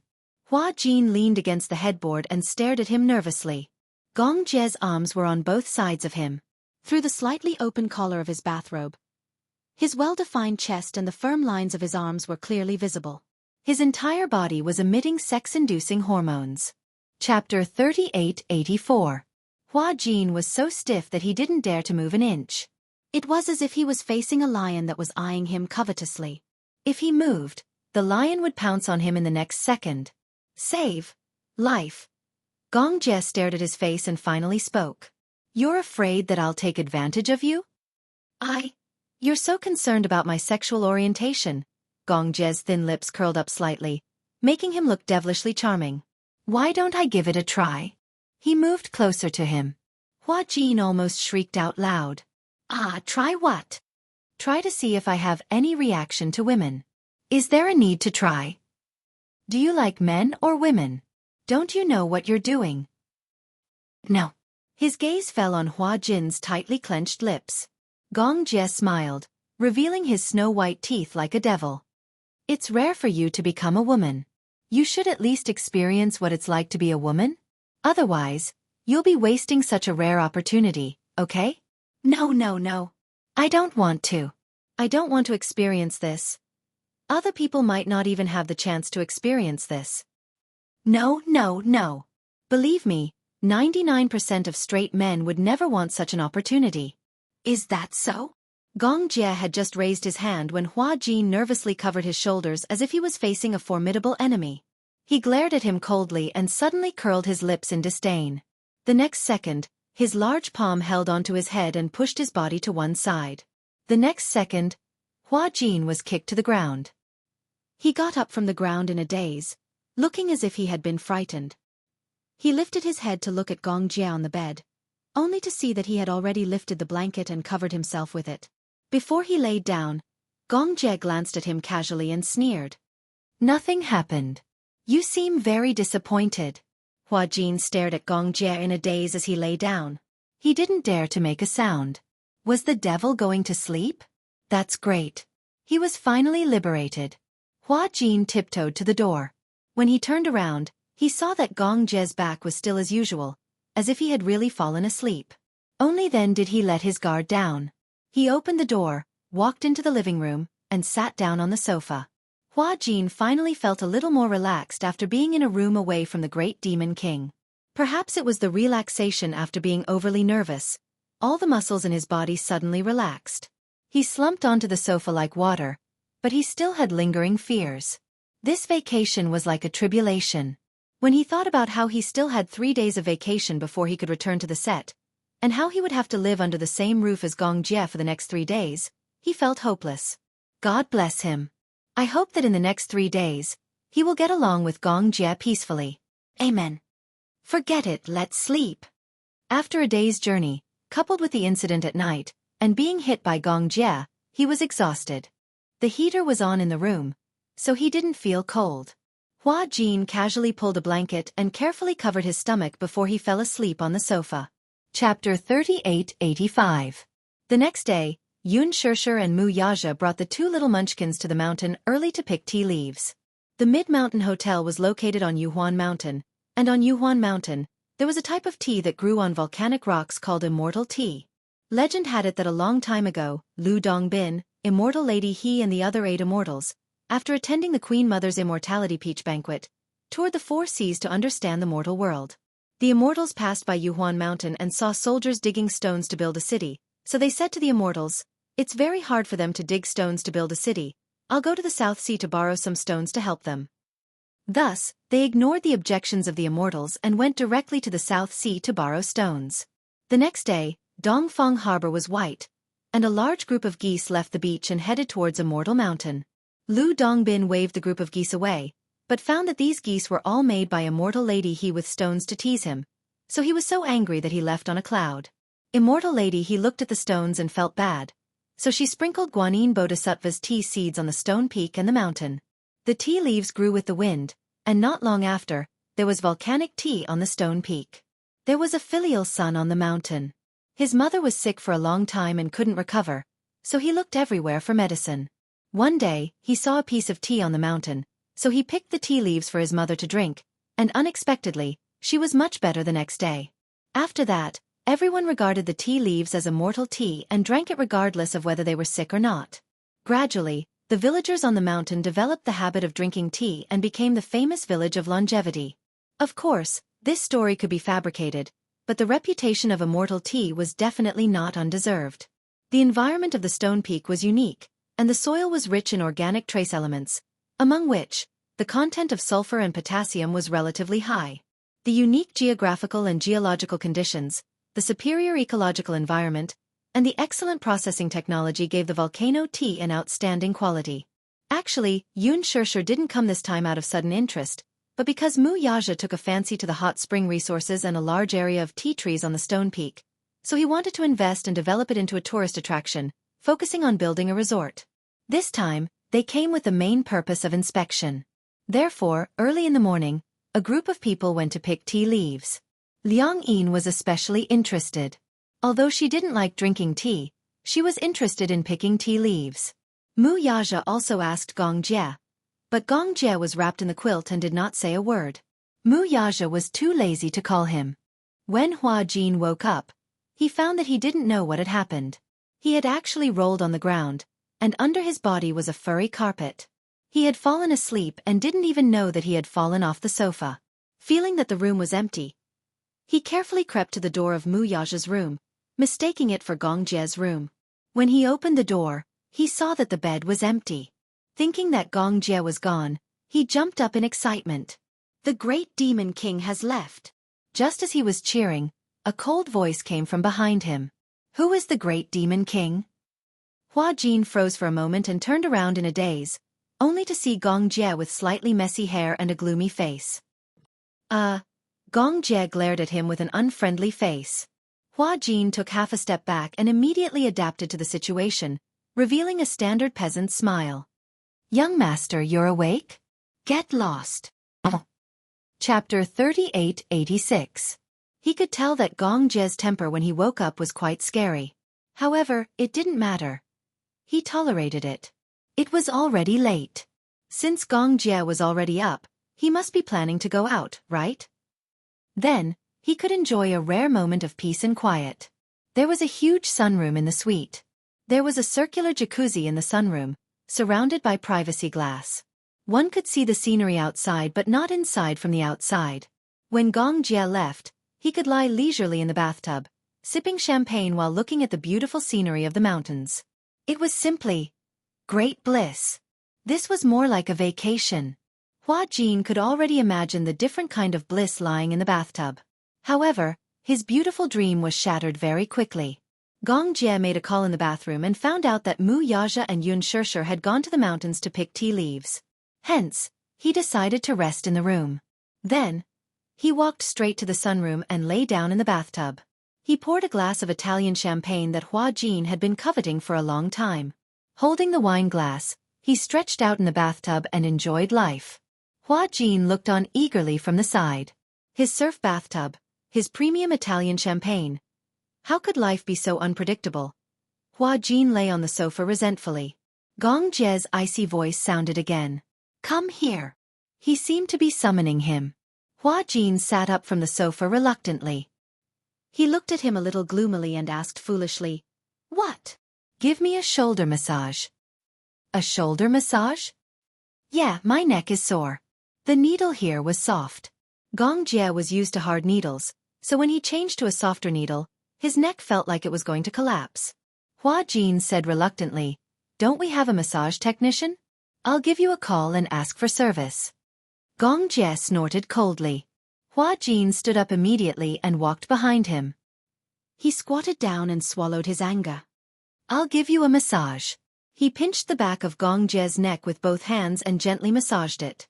However, he was cursing in his heart. Didn't this guy want to enslave him?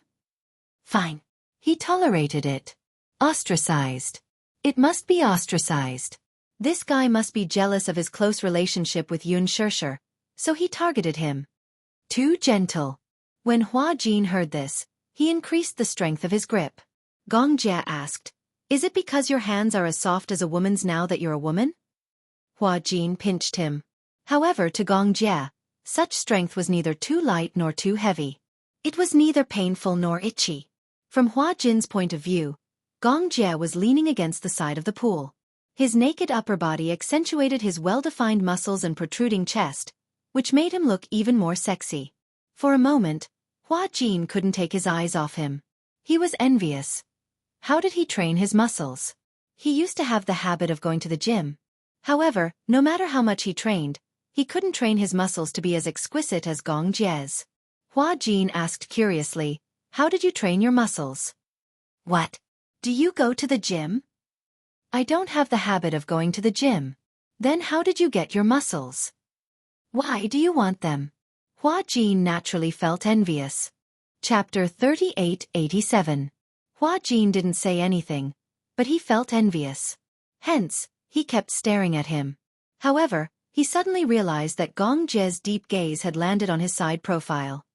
He snorted and asked, What are you doing? Have you seen enough? I see that you've been staring at me. Gong Jie asked again, How long are you going to stare at me? Hua Jin turned his face away awkwardly, stood up and walked to one side. He said unhappily, Do you think I want to look? Even if you don't want to look, you've been staring at me for a long time. As he said that, Gong Jie stood up from the bathtub and wiped his body with a towel. Then, he put on a bathrobe and stepped out of the bathtub. Fine water droplets slid down his skin bit by bit. Gong Jie walked in front of him and looked at him fixedly. Hua Jin didn't know where to look and just stared at him blankly. Why are you staring at me? Gong Jie said this out of the blue. I realize that you're quite pretty. Boom. This sentence made Hua Jin's entire body stiffen. So much so that all the blood in his body flowed to the top of his head, and his face was so red that it looked like blood was going to come out. Gong Jie saw that his face was even redder, and for a moment, He felt that it was more interesting. Standing in front of him was Liang Yin. Even though he knew that although it was a woman's body, the essence was still Hua Jin. However, he didn't know why, but he didn't feel that it was out of place at all. You've blended in well with this body. When Hua Jin heard this, he was stunned. What do you mean? After you've turned into a woman, you're really like that? As Gong Jie said this, he suddenly chuckled and walked closer to him. What's the experience of being a woman? Hua Jin looked awkward as he retreated, trying to avoid him. Gong Jie stretched out his arms and trapped him between his arms, blocking his escape route. Hua Jin shrunk his shoulders in vigilance, looking extremely vigilant. Gong Jie, is it fun to tease me? Tease. Gong Jie frowned and recalled, I remember someone seriously questioning my sexual orientation yesterday.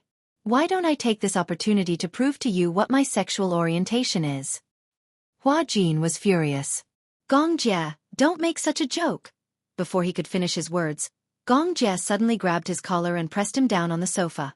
Before Hua Jin could accept the fact that he had been pushed down by a man, he heard his fragrant voice. I'm serious. Hua Jin's brain instantly crashed. He subconsciously clenched his fist and swung it at his face. However, with his current body, how could he be a match for Gong Jie? The latter raised his hand and easily caught his fist without any effort. He immediately tied his hands behind his back and subdued him. Hua Jin couldn't move anymore. In the next second, a warm sensation pressed down and covered his lips. However, it was only for a moment. After a brief touch, it immediately separated. When he came back to his senses, Gong Jie had actually kissed him. Hua Jin's eyes widened as if they were about to pop out.